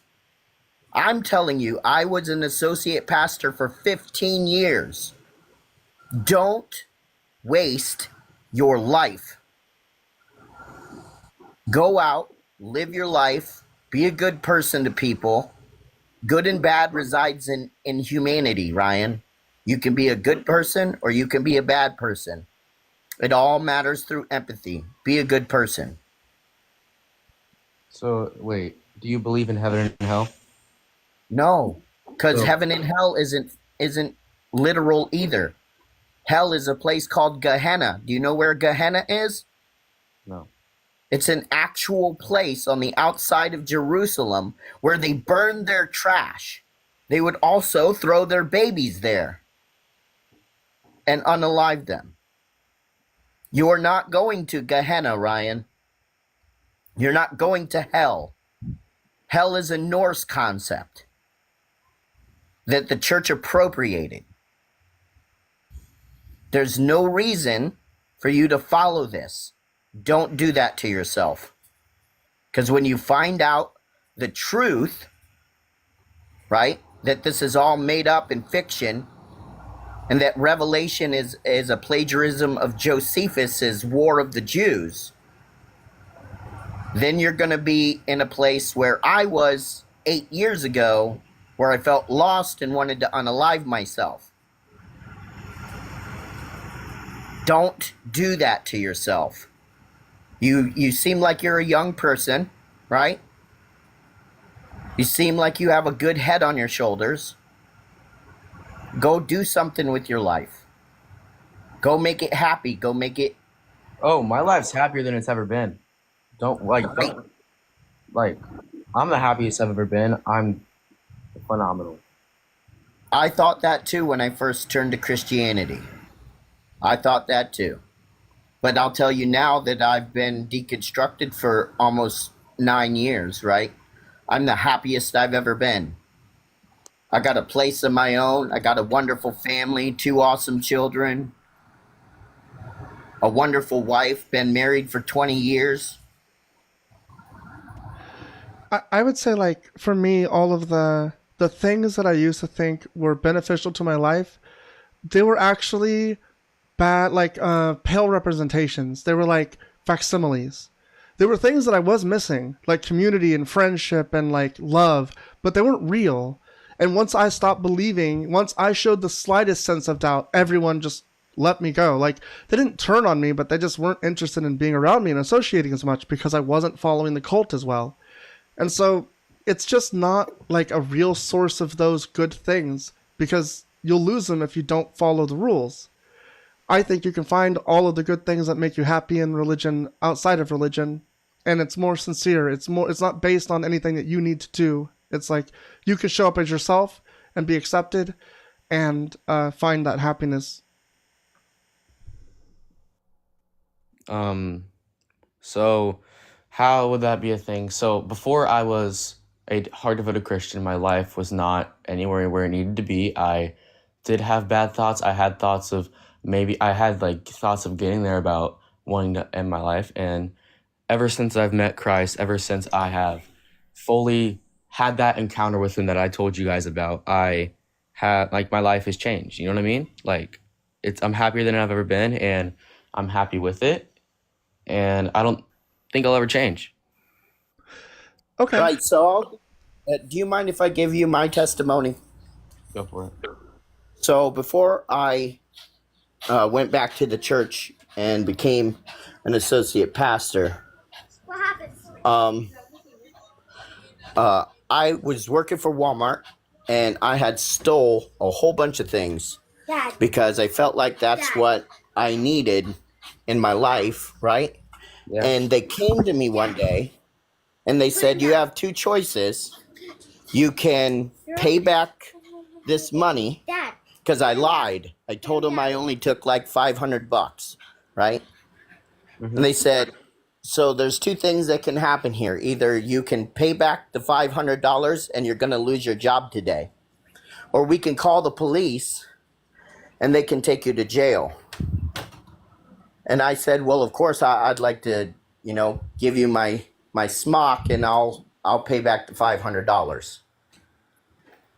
So the day after that, right, I was wondering where I was going to get $500 to pay these people. And my mom said, we need to go to church. And I said, I don't want to go to church. I don't believe in God. I don't like all that God stuff. That's all BS. I'm not going. And my wife said, please, can we please go? And I said, fine, I'll go. And so I went to church, and I was a heavy smoker then, right? And I stopped at the front of the door of the church to smoke a cigarette before I went in. And I was just leaning up against right in front of the front door. The door opened, and I was right there next to the front door smoking. Mm-hmm. And a fat guy in a suit came and said, you can't smoke on our property. Get off our property. Yeah. And I said, you know what? Fuck this. And I flipped my cigarette into the parking lot, and I was like, I'm walking home, because I'm not going to deal with this bullshit. I don't need these people, right? Mm-hmm. And I walked around the back of the church. And when I got to the back of the church, I froze in my steps. Absolutely froze. I couldn't move. And something inside me said, you need to turn around and go back in that church. Turn around, because this is all you've got. You're either going to go back inside or you're going to jail. And I said, fine, whatever. And I turned around and I went back inside the church. And that night, I got saved and filled with the Holy Spirit. Yeah. And I spent 15 years in this book as an associate pastor. And do you know what I found out? It wasn't God that turned me around that day. It was me who turned me around that day. I have the power to turn around any situation that I come across. I went home that evening, right? And I lived with my wife's grandma. I spoke to her, I told her what had happened at work. And she said, I've got $500. I'll give it to you so you can pay that off so you don't have to worry about this. That wasn't God telling my wife's grandma to give me $500, right? That was my grandma's kindness that she'd always done for us. She's always been there for us whenever we needed her. Still is to this day, whenever we need her. That has nothing to do with God. I thought I had a spiritual moment at the back of that church. What I had was a moment of awakening, a realization that I didn't want to live my life like that anymore. I didn't want to steal things. I didn't want to lie to people. And to this day, the person I can't stand the most, which is ironic, is a liar. I cannot stand liars because I decided that's not how I wanted to live my life. Lying to people and making shit up and being a liar. I changed that. God didn't have anything to do with that, Ryan. Wait, so do you think God exists at all? Do I think God exists? No. Okay, so let's go to the sign that I had when multiple of us were in the Adoration Chapel. We saw all of the things moving. Do you think that was us hallucinating, or do you think that was God? Mass hallucinations are a plausible thing, especially at a state of high euphoria and dopamine. I want to know more Okay, about all the things moving. What does that mean? So we saw Jesus on the cross, and he was like literally struggling, like he was there shaking. He was like, his mouth was moving, and the words, and like there was like words coming out. Take me back to the beginning of like everything before you got there. What is the context? Why are you there? What have you done previously? Like, you know, So like you're throwing me into the middle of like the middle of the scene. What is that called? Ms. Fuck. The word when you go to the middle of the scene. Anyway, yeah, go on. Why were you there? Well, like, why was I in the Adoration Chapel? Yeah. Okay, so, first let me start off. My friend was praying to God all week, asking him for a sign. And he's told the story multiple times because obviously he wasn't like 100% on God. He was like 99%. He just needed that thing to like, that one like show of proof to boost him up there. And he was praying to God for like 3 weeks straight for a sign. And then on this like big retreat, we went in the Adoration Chapel, and Zach and my friend who was in the Adoration Chapel, he saw all of this. He saw Jesus moving. He saw Mary literally like taking her. So you didn't see it. Your friend saw it? No, we all saw it because he gathered us in the Adoration Chapel. We all gathered in, and we were kneeling for literally like 2 hours. Our knees weren't hurting, first of all, because if you're kneeling for 2 hours on hardwood floor, your knees are probably gonna hurt. Not hurting at all. We saw Joseph moving. We saw Mary saying, like, using her hand and saying, "Come, come." Another person literally saw like the form of a figure in the window, and it was like God, and his hands were like up, like praising like that, like through the window, and Jesus was moving, Jesus was struggling, his mouth was moving, everything was like insane. Like that's so all of the how long did this last? 2.5 hours. 2.5 hours. Did anyone have a phone on them? No, because we were on a retreat and there was no phones. That was the rule. So you all saw like these animated spirits hanging out, I guess, for 2 hours, just like moving and speaking or something. were they like ghostly, or was it like, did they look real, or was it like statues that came to life? I'm a little confused about that part. It like made it seem like the statues were real, yes, and it seemed like just like the spirit of the Holy Spirit was just moving through them, and it was like them actually being there and giving us that sign, and kind of like that, yeah. Is it possible for them to have been made to move that way by any other means? Like Motors? what do you mean? Motors? Yeah. No. Okay. So the statues were moving. Did you touch any of them? Nope. Why? Well, we're not. That's just like, we're not really supposed to, first of all, because they're there for us to pray too, and like we just like can't really, like, we don't really touch like things in a church that we're not supposed to. Like, that's just like So statues started moving and you didn't investigate at all. You just immediately became a believer, or like stronger in your faith, I guess. You were just like, this is happening. You didn't It go was run out and beautiful. find somebody. I couldn't move. Like, I was okay. overwhelmed by the Holy Spirit to the point where I couldn't, like, I was just like, it was so powerful. Like, seriously. And like, how many of you were there? Like 80? 80 people were in this room. All of you stuck worshiping these moving statues, or praying, or whatever you're doing. Yeah. And you have no evidence of this except for your story.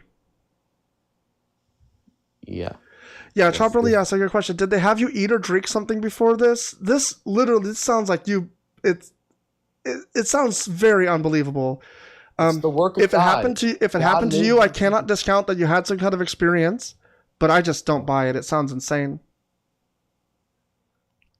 I'm not, I don't know why I would lie about that, but okay. Because you're in a cult. I mean, like, it might be a lie. It might be that you were fooled. I think that what you're telling me is probably not entirely true. I know that when I was in the cult, I thought that I saw or did, things happened, and I would exaggerate. I would like try to boost it up, try to make it sound better. I didn't consider it a lie. I considered it me like explaining how it was spiritually or some bullshit. Yes, like an embellishment of the truth for the simple fact that you don't want to attribute it to natural causes. Yeah. And so like I'm confused. It is entirely possible that this happened, but it also doesn't mean that God's real. It just means that this happened. It could be that there's some other supernatural explanation that's not a God. It could be that I mean, like, the element of, like, being unable to move and a lot of people and all this stuff, if that's accurate, then it does sound very supernatural to me. But it doesn't lead me to believe it's God. It leads me to believe that, like, maybe there's some sort of a trickster demon. Like, I would not think that a God that's trying to reach out to people would be like, I'll make a bunch of statues move. That's going to convince them. Like, why would it... Yes, not to mention anything can, in those scenarios, can affect your psyche. Do you know what you ate or drank? Were you in full control of the things that you ate and drank the entire time that you were there? Could somebody have laced your food or your drink with something that might have given you a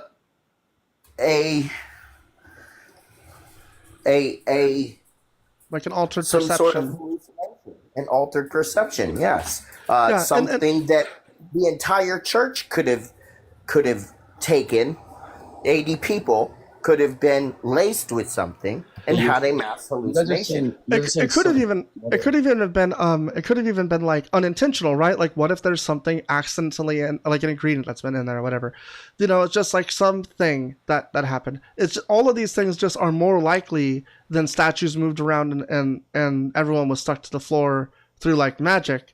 These things, it's just more likely because I have a lot of priors to show that, like, especially cults do this.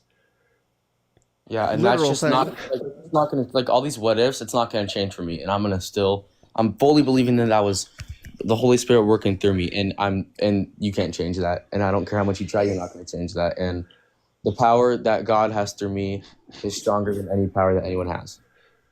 Right. I That's mean, called that's cognitive dissonance, actually. It's not power, it's cognitive dissonance. yeah, and that's fine that you feel that way. It's just as a critical thinker, right? Which it's obvious that you're not. If as a critical thinker, when you're given information about your worldview, right? You take that information and you adjust your worldview accordingly, right? So you have been given the information that all of this stuff is false. It's all fiction, right? None of these people were eyewitnesses. Paul is an apostate. Jesus was not the Messiah. We can see that through the Old Testament when we look at what the Messiah was supposed to do. Jesus didn't fulfill any of those messianic prophecies. So he's not the Messiah. So you have been given a lie, and your mind has fabricated an experience to convince you that this lie is true. And instead of using your critical thinking skills and re-examining your worldview, you're going to double down on your crazy, which is not what a critical thinker would do.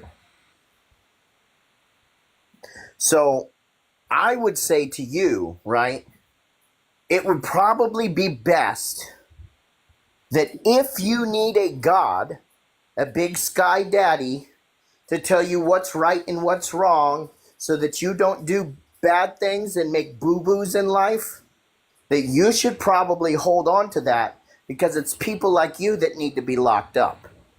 Now, if you want to be a critical thinker and then re-examine your worldview and change and adjust, then I suggest you take the information that was given here today, readjust your worldview, No, and be a better person. no, I'm not listening to you guys. Okay, so Fair enough. congratulations on your crazy. Congratulations. I will make sure to have some sticky socks and a white jacket waiting for you in a couple years. Because Well, that is what I you hope are. It's I delusional, and you need to be locked up. no, guys, really see, like, I don't want to be like mad towards you guys. What I'm gonna do is I'm gonna pray over you guys and hope No, that no, don't do I'm that. good. Don't I'm do not gonna do it right now because you're just gonna be like not accept it. I'm gonna do it in my own free time. I'm gonna pray over Please you don't. and God. Hey, if I ask you don't not to, would you consent. not? I don't consent. And that's I- one thing you Christians need to learn is consent.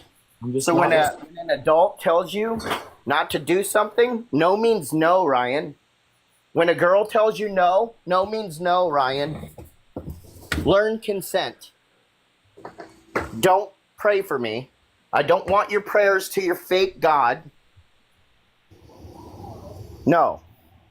It's obvious that your critical thinking skills are broken, and so are your morals. Because we just said no, and you still want to do it on your own time.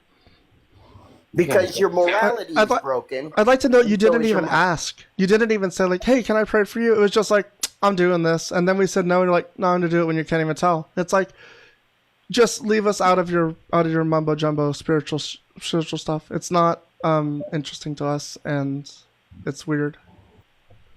And just so you know, that's called a form of mind rape. Because we have not consented to your mind rape. So don't do that. Don't do that. Okay, my bad for not asking. I'm very sorry. Well, Sorry. yeah, just take it as like a, something to think about in the future. I'm just yeah, not, I'm Ryan, not gonna I feel like respect you we've guys. maybe hit an impasse because it seems like you're just kind of like, well, I don't really care. I saw something magical. So, I wish you luck. I hope you don't get too sucked into this cult, because I think that it can really, it's a detriment, I think, to someone's life.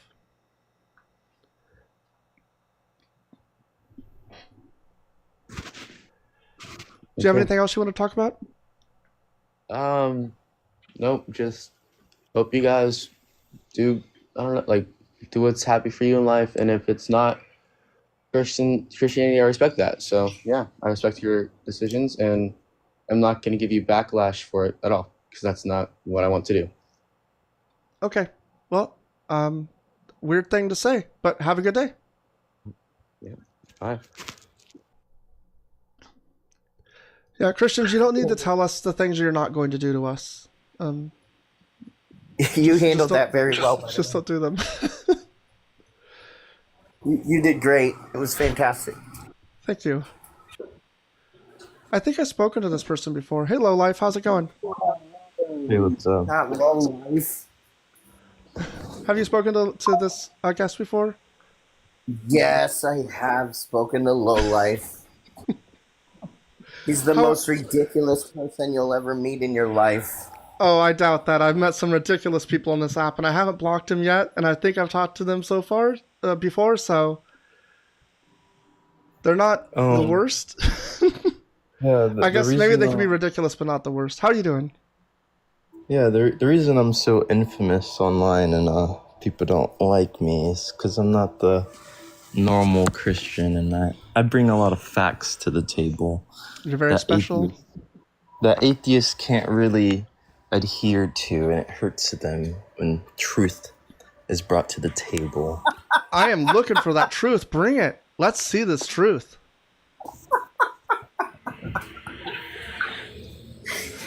Yeah, I gotta hear this truth too.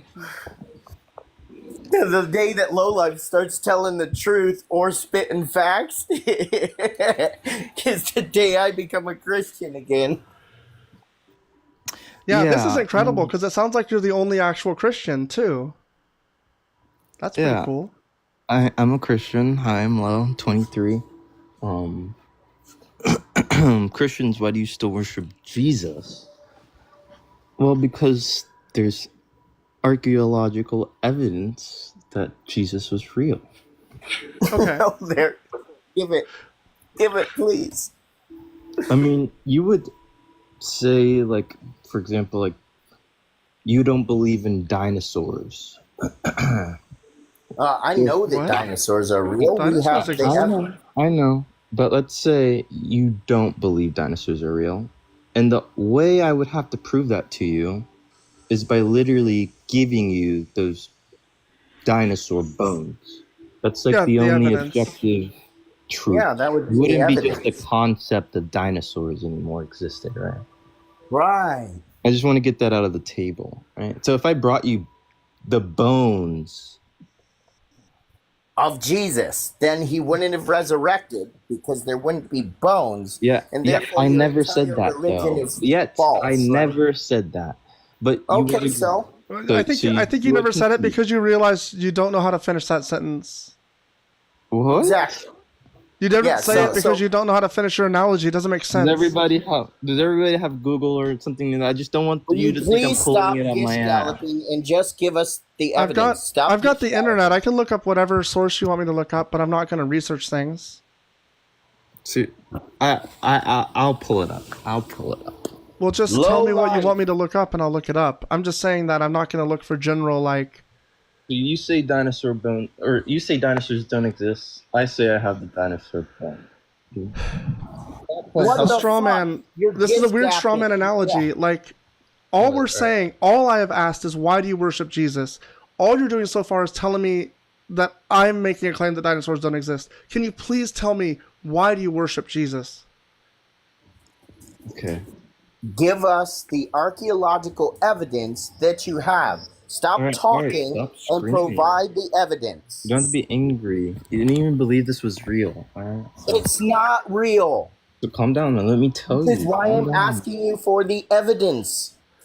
Lowlife, I think AC might be upset because you seem to be like not engaging. Like you're trying to find ways to like not If you actually let me address the finish. question. Yes, you don't want to finish- answer because you have no truth and Yes, you have no I do. evidence. Just can I give you that truth or not? Let's go. What is it? I don't know. We've been asking you for it for the last 10 fucking minutes, Lowlife. Give us the archaeological evidence. Well, it's been 5. Let's be fair. It's been like 4 minutes. But okay, 4 minutes. Okay, Lowlife. What's the evidence? Yeah, so we do realize that Jesus had siblings, had a brother, right? James? So if I Oh my so God. if you look up Jesus's brother's bones, how is it irrefutable That that doesn't Jesus prove existed? Jesus existed. What? How? Just because When somebody has a brother, just and because this is somebody no has a brother, fancy letterings. It's just Jesus's brother's bones, and the first thing that comes up just is an because org. somebody has a brother. Low life. .org. Okay. Low Okay. life. Like you would look Just up a because dinosaur somebody T-Rex, has a brother the museum would come up. doesn't mean Can I finish or Jesus not? Like this guy existed. does not want me to finish. Like you're No, proving because my you're point. not giving us evidence. You are Oh, not so first giving I us wasn't saying anything and I wasn't right. You're relating to the not. topic, and now when I give you the evidence, you're just angry and Well, butthurt. let's hold on. Let's No, talk it's about it. I not haven't heard this. evidence. AC, I haven't heard this claim. Let me talk about it with Low Life real Exactly quick. why y'all So, are the James atheists. ossuary, is that what you're talking about? A 20-inch long limestone box said to have Yes, contained the bones of James, James, the brother of Jesus. the brother of Jesus. Yes. Yes. Did you hear what I said? Said to have contained the bones of James, the brother of Jesus. It has an inscription in Aramaic that reads, James, son of Joseph, brother of Jesus. This discovery made in Israel has sparked both excitement and controversy among scholars and the public. Apparently, it's the authenticity has been debated, with some claiming it's a forgery. It doesn't look like this is necessarily like settled opinion. What? Forgery? How do you forge bones exactly? You don't forge the bones. You forge the ossuary in which the bones are kept in. We don't know. But that's the problem. We have the bones, so regardless of the No. ossuary, we can Do you decode the think bones that and the with the DNA bones, of the hang bones. on, Low Life. We can Do you we can think figure out if it's male. We can figure out if it's female, regardless of the ossuary and what it said. The ossuary could have said this was a female body. Regardless of the ossuary, we have the bones of the subject. So what you're saying is very But we false. don't have the DNA, Yes, right? with the We don't bones, have yes, we do. That's we don't exactly have what I'm saying. James's DNA to match with these bones. So at this present point in time, the bones inside the case, if they're male, right, then it does not prove that it's James, the son of Joseph, brother of Jesus. All it proves is that a box was created and bones were put into it. And it is believed at this time that this is a fabrication. It's not the actual ossuary. It's not real. So why is the owner not guilty of forgery charges at all? Because the owner didn't forge it. No, The owner but you if you purchased it. claim something like this is like a felony charge. Forgery is illegal. If So you're why the one why who the forged owner Oded Golan is it, not if you're the one who guilty? forged it, Explain to hang me. on. You're dodging and pivoting No, because if you're the one who the forged Can I? authenticity. I would like to address it. No, you can't. I will even, explain you it can't to even you. let me talk for 30 Yeah, we don't need to seconds. let you talk because you asked us to explain it to you, so I'm going to. The judge stated that the prosecution had not proven beyond reasonable doubt that the inscription was forged. He emphasized that he did not have a mandate to make scientific determination about the authenticity of the ossuary, and said this acquittal does not mean that the inscription on the ossuary is authentic or that it was written 2,000 years ago. The ossuary was returned by order of the court to Golan, who put it later on public display. So the reason he was acquitted is because he couldn't be proven beyond a reasonable doubt, and that's how the law works. It doesn't mean that it's true. So this goes right back to the dinosaurs. Y'all don't believe in dinosaurs, and I'm Please breaking the stop concept making false of the, analogies. I'm If you're going to breaking make your an analogy, concept you by need to giving make you it the well. physical bones of the dinosaurs, and it's causing y'all's realms to crumble and No, hate you're me not giving My realms are anything not because you credit. couldn't think crumbling. outside of your box for once. You're You not didn't even giving know Jesus anything had a true. brother. And You're Question. not this is giving. another theory that 23andMe was created to find the blood lineage of Jesus. Can I ask you a real question? So Question. let's. Hold on, AC. Hold on. Low Life. I have a question about the bones. So we know that the bones were in it, right? That it has the bones. Yeah. So why does it say that Not the only bones that, originally not inside only the that, ossuary had been discarded? not only that, it's written in Aramaic. Hmm. It's been where it was buried was in a significant location where they buried important people Right. It wasn't too far. How from do you think that Jesus' answers the question I burial. asked you, though? What was your question? Did the ossuary have the bones of James inside of it? I already said yes. I Then was the why one who does brought it? that up. And then you refused to listen, and you went on to talk because your brains melted. The bones originally inside the ossuary had been discarded, which is the case in nearly all ossuaries not discovered by archaeologists. So they don't have the bones. You don't know enough about this to even talk about it. Why are we talking about this? They do have the bones. You're wrong. No, they don't. They just said. And where are you just getting said that? in the article, Lowlife. They just said the bones have been discarded, which means they don't have the bones, Lowlife. Are y'all okay? Do you not I'm ever like read into the stuff that you look into? Or are you just that fucking dense? Regardless if we have the bones, because it's been what, like 4,000 years. We have the stone box where the bones laid. We have the DNA for the bones. We have the writing in Aramaic. So regardless of what you're saying, it's like We have a box. We have a box. Archaeological evidence of Jesus being real and being You have a significant at box that with an time. inscription on it. Well, you're saying he's not even real. He isn't real. Okay, so why then the boxes shouldn't exist? The box is a Dinosaurs shouldn't fabrication. exist at that point. We shouldn't have boxes in the beginning. A box is a fabrication. Ossuaries can exist. It can't be a concept of Low dinosaurs life. anymore. It can't Let be me there- it please can't be a let me concept please of tell you God. why this doesn't make sense. Okay? It's not that there's no ossuary. We have that. It's not in question whether or not that comes from the first century. The question is whether or not the inscription is authentic. There are no bones inside of it, and we don't know if the inscription is authentic. This doesn't have anything to do with dinosaur bones. Finding dinosaur bones is fine. It doesn't mean if there was an inscription on it that said made by God. If there was a, please let me finish. If there was an inscription on it that said made by God, then it would be like, are these authentic? That's the actual analogy you want to make. Yeah, so logically, what would you do? You would go and see if it's authentic, right? How would you determine that? The more research you do, how is it irrefutable? Isn't that the logical thing to do? So the logical Yes or thing no? is, right, It's a yes is or no to question. The logical thing Yes, is for you to that's the present the logical evidence thing. that it's actually authentic, which you haven't done. Telling me that I need to go research it doesn't help I you make haven't the ran case. anywhere. I'm still here, and I'm willing to unalive on this hill. You have not presented the authentic. evidence, and you've told me to go research shit. You need to fucking make your fucking claims. Make evidential claims. Stop, like, asking these I questions have, that and are you non literally- sequiturs. You literally ran.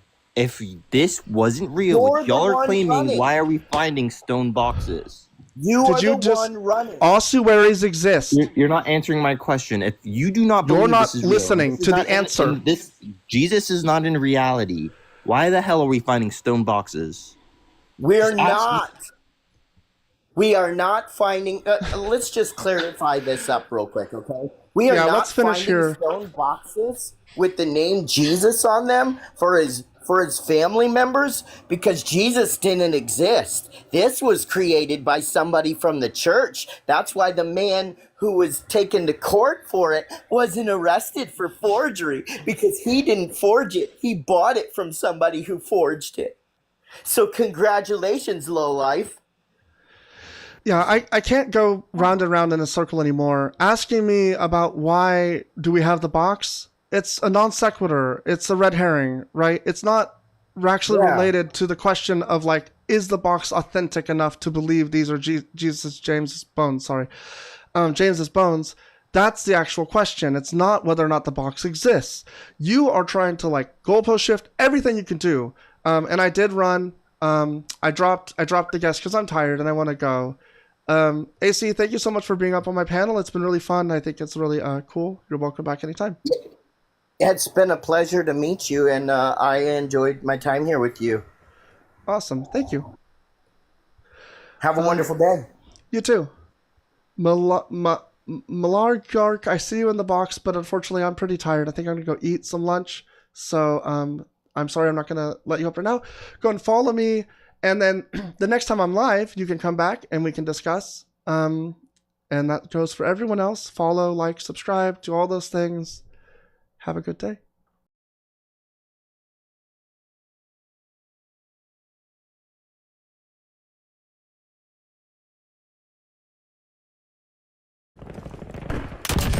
remain in